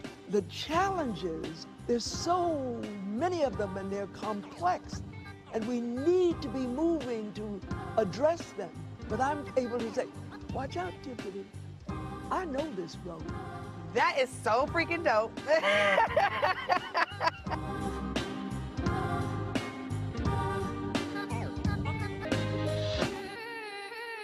ain't just about hurting black folk. Right. We got to deal with it. It's injustice. It's wrong. I do feel like in this generation, we've got to do more around being intentional in resolving conflict. You and I haven't always agreed. Yeah. But we agree on the big piece. Yeah. Now, conflict is not about destruction. Conflict's going to happen.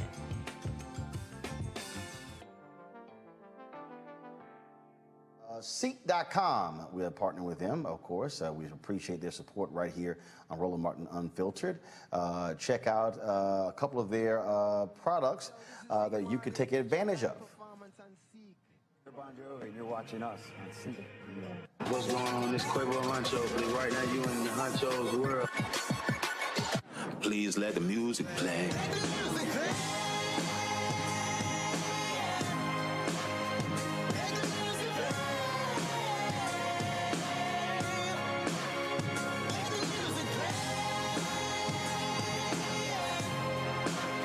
Enjoy the Ceek.com video by using one of their virtual reality headsets. All you do is just pop your phone right here into the VR headset and enjoy the content. You can also take advantage of their 360-degree headphones. These headphones here come in a couple of colors, black and gold, but then also all gold. And so you can check these out. If you want to use our promo code to get a discount, it's RMVIP21, RMVIP21. Then, of course, a portion of the proceeds comes back to Roland Martin Unfiltered, which allows for us to fund the show. And so this is a black-owned company, and we certainly believe in supporting black-owned companies. Mary Spiel is the founder.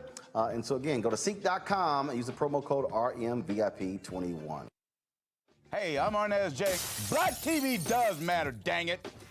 Hey, what's up, y'all? It's your boy, Jacob Lattimore, and you're now watching Roland Martin right now. Stay woke. Man, I don't give a damn about no punk-ass cues. Don't care about no cues. Don't care. Man, I don't care. First of all, I told y'all got...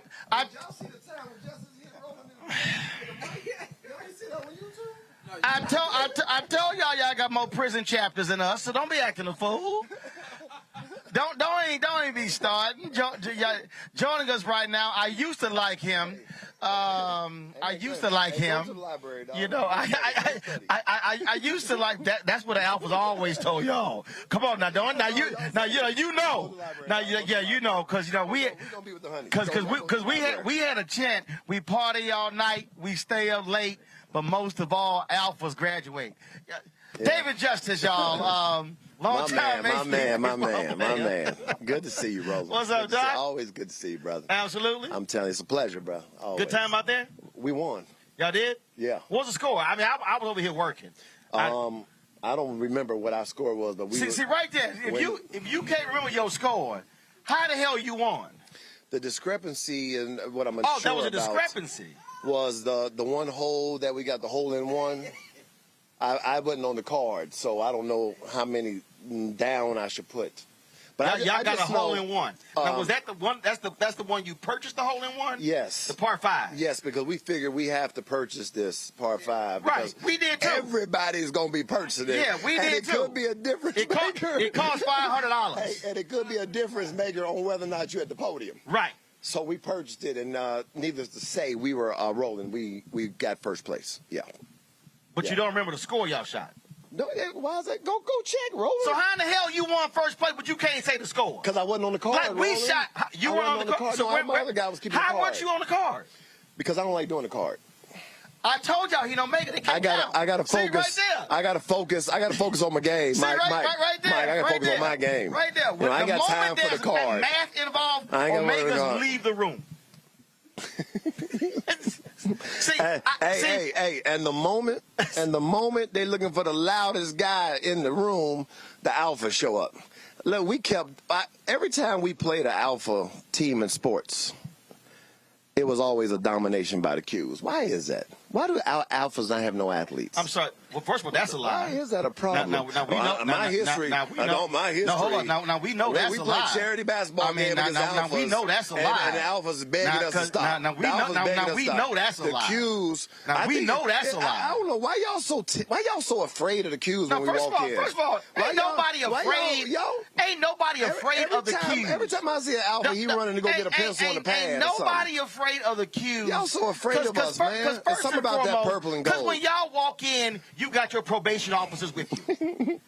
So when you walk in, you got law enforcement with you. So as alphas, we are afraid of getting caught up in y'all and law enforcement. Okay, so what you basically saying is y'all kind of soft. No. What we saying is y'all have criminal records, and what we're saying is. Hey, Roland, you sound very Trumpish right now. You're talking a lot of junk, but I can't fact check that because Roland, I'm an educated Q. Now that's rare as hell right there. No. See, you talking like a guy who only knew the Qs who used to take your lunch money. So you only thinking about them Qs. No, there's other well-respected Qs out here. We won't take your lunch money. It's about 6 of y'all. We won't take your lunch money. It's about 6 we'll of y'all. let you play golf with us. We'll let you, we'll let you into the club, for a discounted price. It's literally about 6 of y'all. We got 6 million of us. First of all, that's no, you legit. Don't. No, you don't. You know. Now, hold on, stop. Hold on, right there. Every dude that wanted to be a Q but was scared became an alpha. Didn't nobody want to be a Q? I'm just saying. Why does one want a secondary organization? Fact check it. Fact check what? Yeah. Every alpha. You right now are sounding like Black MAGA. So here's what happens. Right now you sound like Black MAGA. Young dude come to college. He said, I want to be a Q, but they just look too legit. They look too real. They too raw. Real? The Qs. First of all, that purple and gold. The reason that's likely not gonna happen because y'all likely not on the yard because y'all got suspended. Roland, why you interrupting me? You hear me? Because you sound like Black MAGA. Black MAGA.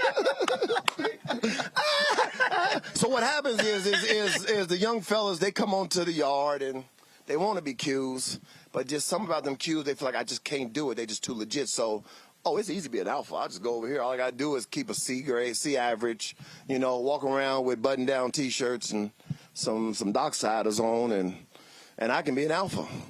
Hello, guys. I'm an alpha. Where are the Qs at? They the one over there. So here's what happened. So Roland, you remember Roland. So now that y'all heard fiction, now let me give you nonfiction. What actually happens is when the young brother arrives to campus, he says, "Where are the fraternities?"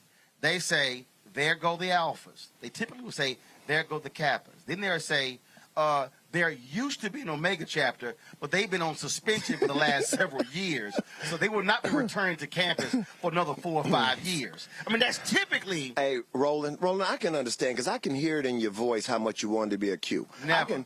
I can hear it in your voice. When I say there was no consideration, that was like zero consideration. That's because we wouldn't have you. I probably would have picked Iota or the Sigmas before Omega. You know what it is? That's kind of... Well, y'all can never win a GPA contest. Now you know. You know what it is, Roland has been traumatized by the cues. I ain't been traumatized. And I'm just simply saying. He need therapy. He need I'm a little just simply therapy. saying. A little time in therapy. It's like Roland will get you right, I told Ricky Smiley. You know something up with the Omegas when they got Shaq giving public lectures at their convention, giving workshops on public speaking. How you gonna what? How you gonna talk about Shaq like that? Well, let me call Shaq. Call Shaq. Whoa. I ain't gonna let you sit there and talk about my friend Shaq. What? I'm just saying. Again, like I said, Roland. Look. All I know is Ricky Smiley and I were going at it. We were going at it, and Ricky Smiley was talking about y'all were having y'all conclave in Raleigh a few years ago, and I said, "Wow, light went out." I said, "Anthony, light went out." I said, "I don't miss nothing."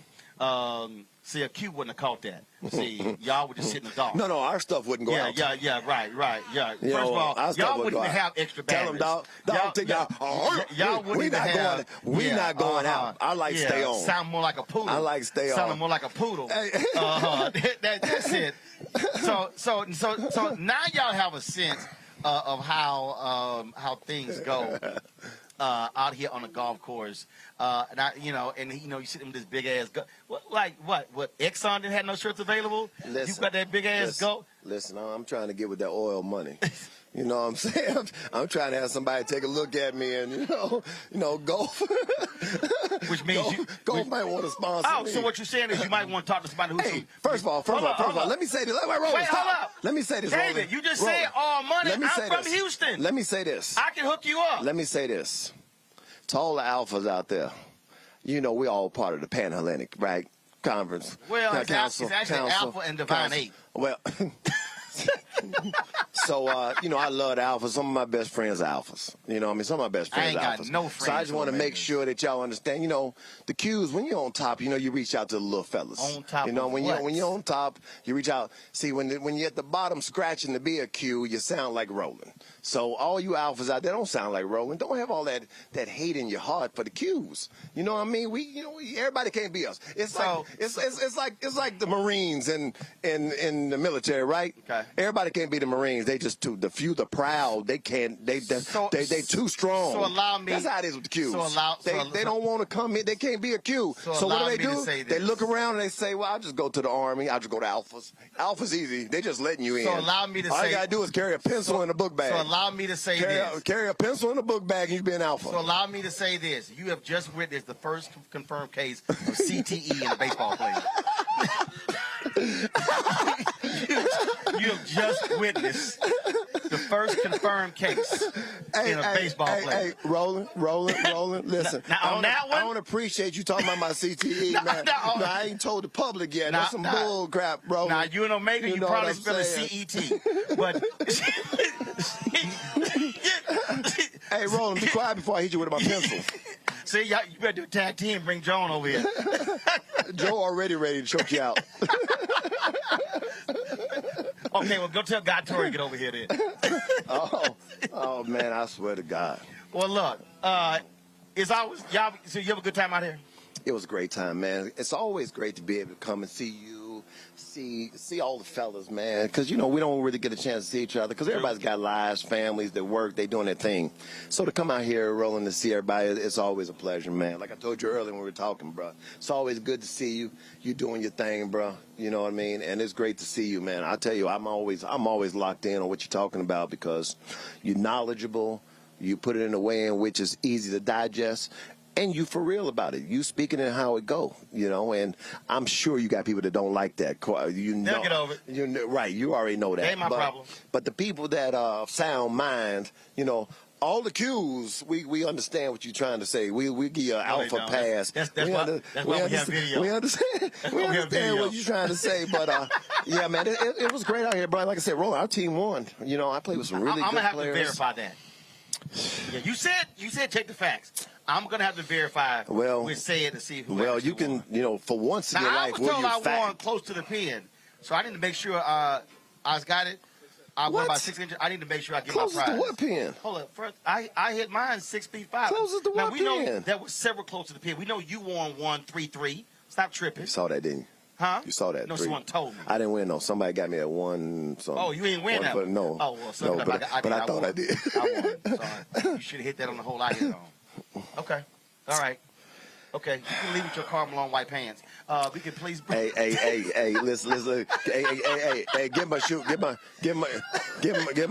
shoes in there too now, because my shoes. They're cute. See what I'm saying? See, the Qs know how to put outfits together. But guess what? There's a reason why on Roland Martin Unfiltered we keep lotion. Don't even try. My legs ain't. I see that ass right there. I see that ass.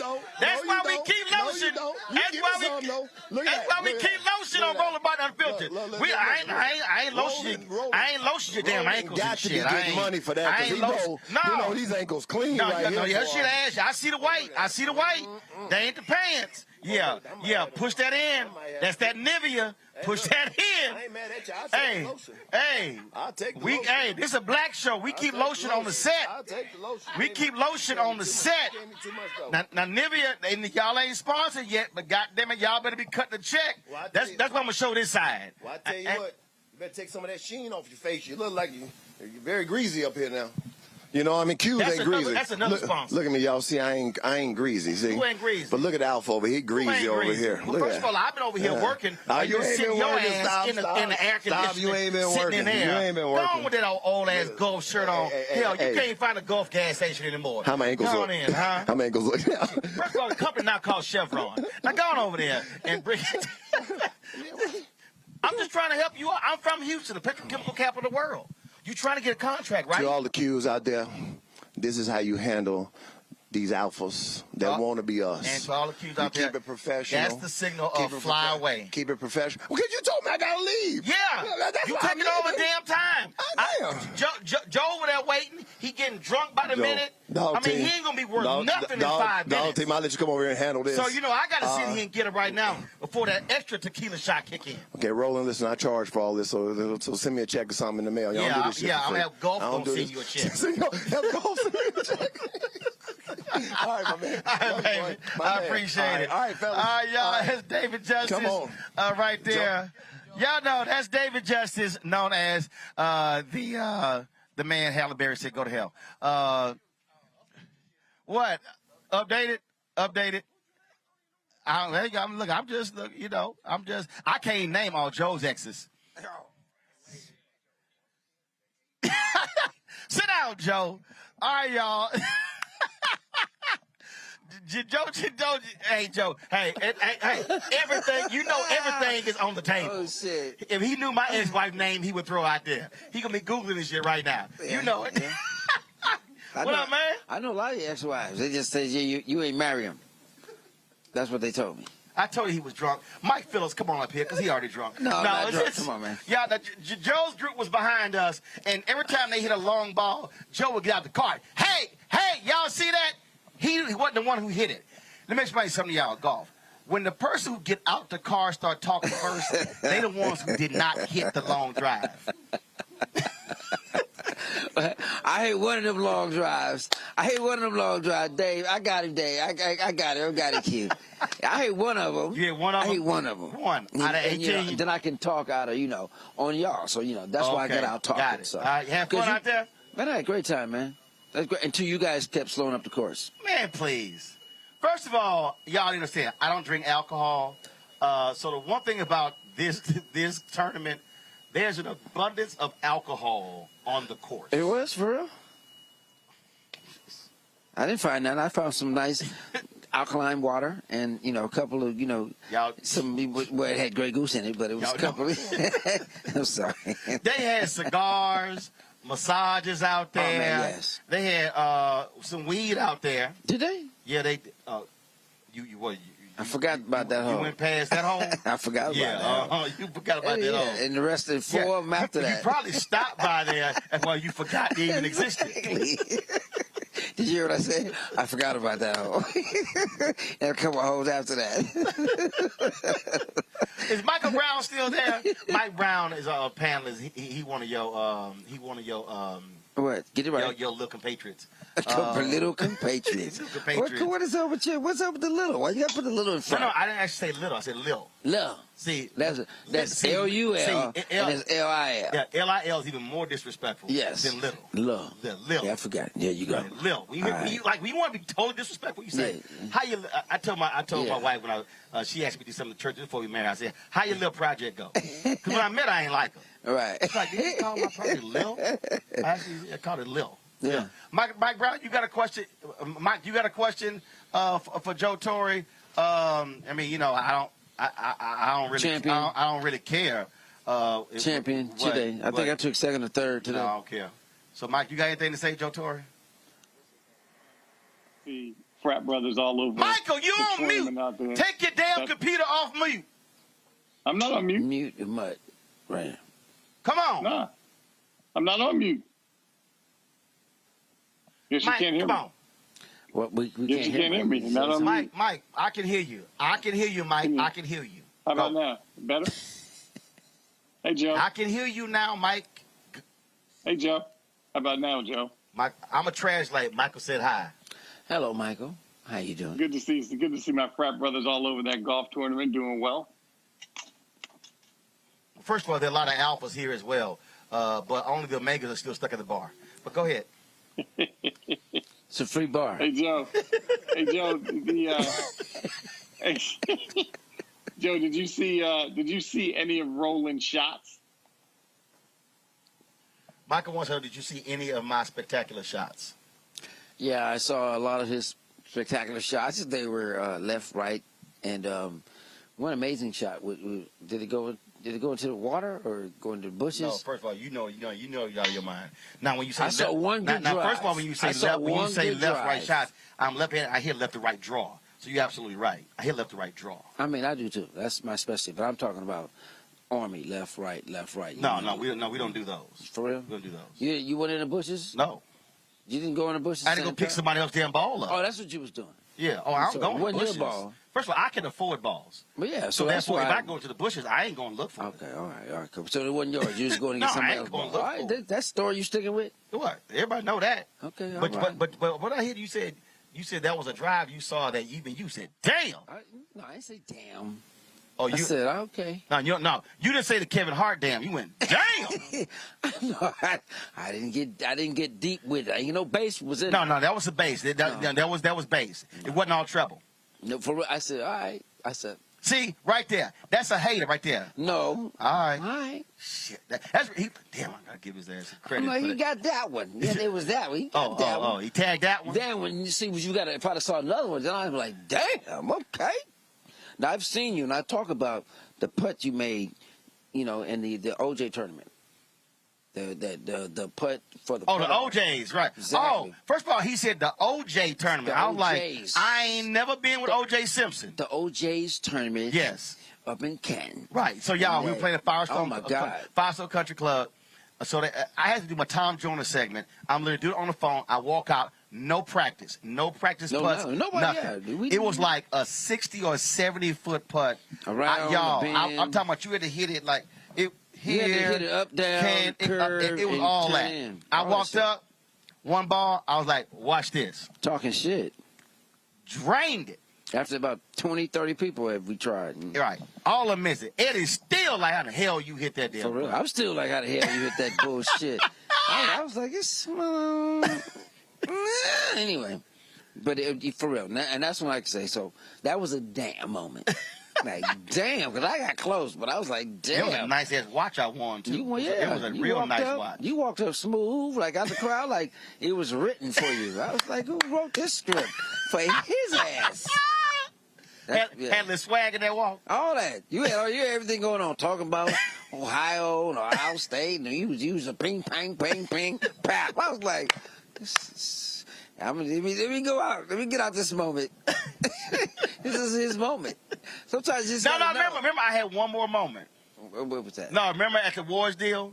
Remember when Eddie asked me to get awards out? And I said, y'all ask me again for free? Yeah. I see y'all gonna be singing for my parents' wedding anniversary. Yeah. Now you know that actually happened 4 years ago. For real? Eddie got that call. I said, remember all them free ass speeches I All kept them, doing? yeah, you took over that whole. So yeah, I took over the Warsdale and I was killing. He was killing. So somebody goes, Joe, why don't you go up there? Joe said, shit, that mic too damn hot. I said, he hot. What else is there to say? Because I was killing everybody. You was killing. It was like, hey, what? So that's what people need to understand. Yeah. When we play, it's music, it's alcohol, I don't drink, it's food, and it's a whole lot of trash talk. It's fun. It's fellowship, man. You know what I'm saying? It's a whole lot of just, golf is spiritual to me. So it's like, you either meeting somebody, you getting something over something new. Even when you play by yourself, you gotta kind of, it's 18 holes for you to get it right. And it's only you that's getting it right. Only you fighting you. And sometimes you can be around a group, these tournaments, you meet certain people that bring another part of you out that helps you game, man. And it's so universal. I say that, man. It's like, it's one of the best things, that I ever, started doing, because it brings me closer to individuals that I never probably would have the chance to speak with. On a personal level, on a business level, and just on a spiritual level. That's right. Y'all, David Justin just came back. His Uber canceled once he saw who the hell it was. So he's looking for a ride. Stole your glasses. Oh, see? I'm sorry. They over here. Hey, right here? Right here? These your blind ass glasses? Right here? See, you so blind you can't see them. Share your shades. They were sitting right here. I got your team right there. I didn't even know they were sitting there. Oh, no, those. See what I'm saying? You're welcome. Thank you, Roland. We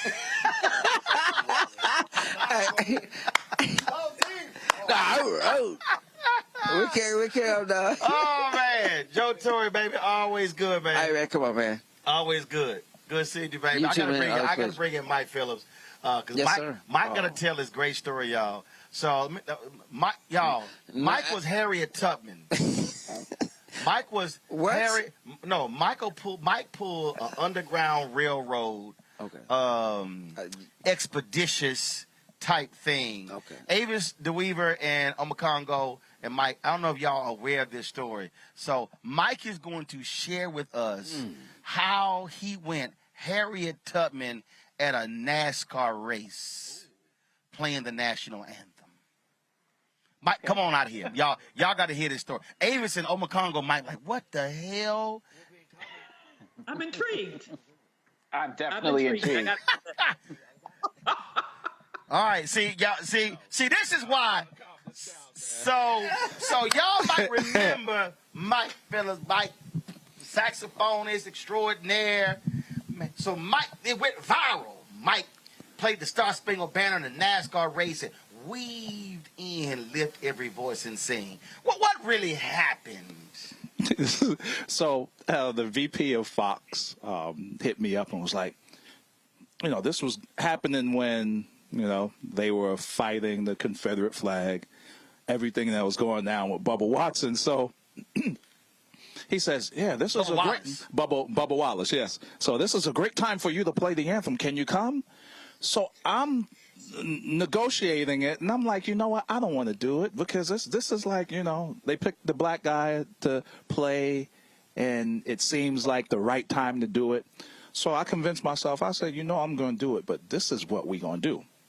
So I made the intro to the national anthem, the black national anthem, Lift Every Voice and Sing. So, Roland, the craziest thing, man, check this out. I do the intro, and I got the piano player going, boom, like it made it feel. I said I needed to feel like it's a Baptist / Kojic Church of God in Christ intro. So, boom, boom, boom, boom, boom, boom. Make it adamant and make it unapologetic. So we do that, and then I weave in the national anthem, and then right after the anthem, we weave back in, lift every voice and sing, and end it with the let us march on till victory is won. So I send it to NASCAR, and I said, hey, man, you like it? Because we're doing it viral. We're doing it virtually. The guy says, this is great. And this intro at the beginning, it's so soulful, and it's like gospel. And I said to myself, they don't know that this is lift every voice and sing. So I I applaud NASCAR, but for you not to have anybody at the top of the food chain to not know that that's Lift Every Voice and Sing. The Negro National Anthem? I said, okay, cool. So I'm pausing. I'm like, so I'm busy looking at TV. I turned the NBC or wherever station it was on. And I was like, man, I had my own popcorn. I was like, we're going to see this. And I heard the boom, boom, boom, boom. And looking at everybody in the audience putting their hand over their heart while the intro of, I'm talking about all the racers, people at home, probably like 150,000 people just like holding their hand over their heart while the Negro National Anthem was played. Do you know how much joy that went through my heart to see all of the racers with the hats and America, and they was listening to some black national anthems? So now we go to Twitter, and you know black Twitter on it. Right.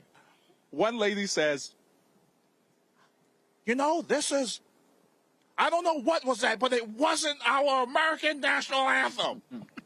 And you know, black Twitter cable was like, hey, man, because it was ours. She was like, that's why people like that shouldn't play. USA. And I said, did I just pull a coup? Hey, and you know what? At the end of the day, this disparity between the people who are playing sports and the owners, it's so lopsided that if we're playing a sport for you, we would like to hear a song that correlates to our struggles that are constant in America. So standing for that song is important. So if you don't want to play it, guess what? I'm going to sneak it in, and we're going to play it, and y'all going to stand, and you're going to pay homage to a song that explains everything about our struggle. So, man, listen, it was a cool, when old boy says, this was a great jazzy intro, I was like, oh, shoot. You don't know that. It's the song. So I'm just going to be quiet. I'm going to let this joint play out. I turned on that TV. I have my popcorn. I was like, I'm going to see how this is going to turn out. See, Amy, you can only get this on a black show. See, you can only get this kind of stuff on a black show. And then now, you know, like, seriously, I play at all of these games. And now I'm going to fill you in with this, Roland. And a lot of people don't know. When I play, whether it's a Super Bowl, NFC Championship, and you hear me play the national anthem, the most part where people clap is when I hold the long note on Land of the Free. So why did I choose to hold the note on Land of the Free? Because I'm holding the note waiting for that to come into fruition. So we ain't free yet, but I'm going to hold that note as long as possible as a silent protest weaved inside of the national anthem to wait for this freedom to come. So people think it's a ploy to get people up. Oh, my God, he's holding the note and people are clapping. But no, I'm playing it as long as I can because that's how long we've been waiting. So, you know, when I play it, I have to really take in consideration the fact that music has the ability to bring people together. So when you look at a person with a Seattle jersey, a person with a Falcon jersey, and they're holding hands, okay, there is a temporary moment of everybody together, but guess what? After it's finished, everybody digs into their ideology and micro-reality. Now we're back to the Hatfields and McCoys. But to be at a point where everybody can be unified musically, it's a beautiful space. That space can be more beautiful if Land of the Free could be something that came to fruition. So until then, every time I play the anthem and when you hear me hold that note, it's making everybody know that musically we're waiting for it, you're waiting for it, and I'm waiting for it.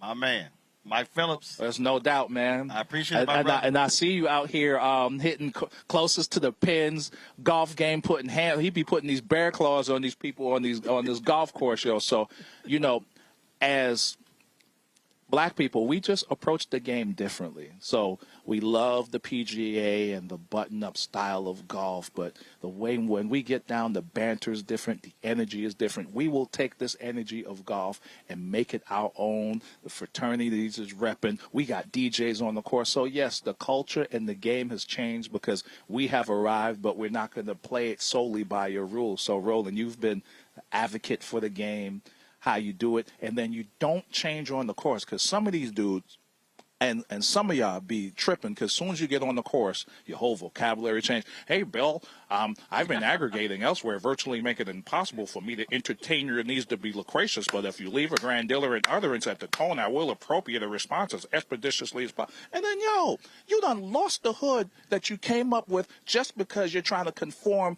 to a spirit of the game that don't even want you to be who you are. So when I see this dog, and he is black as ever on the course, and that is what we need in the game. So, Roland, shout out to you of keeping that 100 on the course all day, baby. Every time I see you, man. That's right. I'm going to have my Frankie Beverly Mays going all the time. You know it. And, with black people, we got to coordinate. This dude, for the rooter to the tutor, this is what we do. We gonna be coordinated. You know what we gonna do all day. Yeah, I see you. Mike, it's love, man. I appreciate it, baby. Always good seeing you. All right, no doubt. Avis, I knew you would get a kick out of that inside scoop there.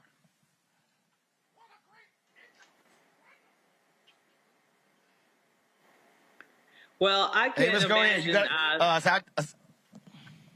No, I'm just saying, I can imagine the Bubbas at home were probably having a heart attack and trying to figure out what was going on with the national anthem.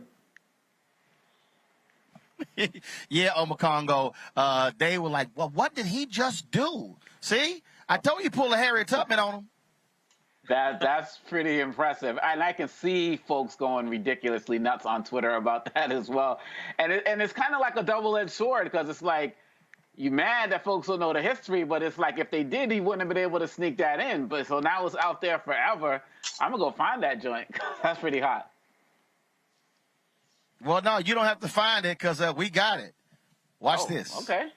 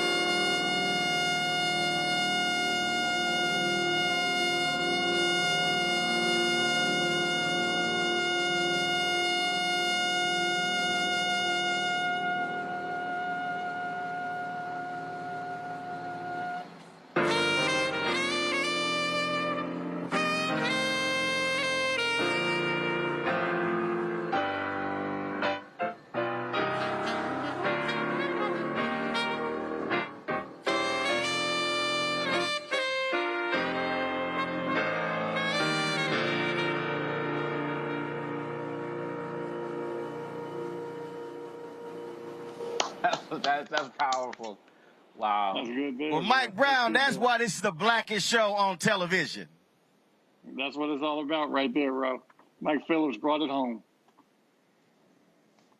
Indeed. Folks, Mike, Obakongo, Avis, I appreciate y'all hanging with us. Normally, we're 6 to 8, but we wanted to be live from here where a lot of these cats are here, the celebs. There's a bunch of cats. The program ended. We were actually live while the program was going on, so we didn't get a chance to catch it with Dr. J and Anthony Anderson and others, but we shot some great video of them earlier. We'll be sharing some of that stuff tomorrow as well. Hey, folks, if y'all want to support what we do here, Roland Martin Unfiltered, please join our Bring the Funk fan club. Every dollar you give goes to support our ability to be able to broadcast shows like this here remotely from Camarillo, California, from the 8th annual Hit the Entertainer Celebrity Golf Classic. Cash App, $RM Unfiltered. Venmo, RM Unfiltered. Zelle is Roland at RolandSMartin.com, Roland at RolandMartinUnfiltered.com. And, of course, you also have PayPal, which is R Martin Unfiltered.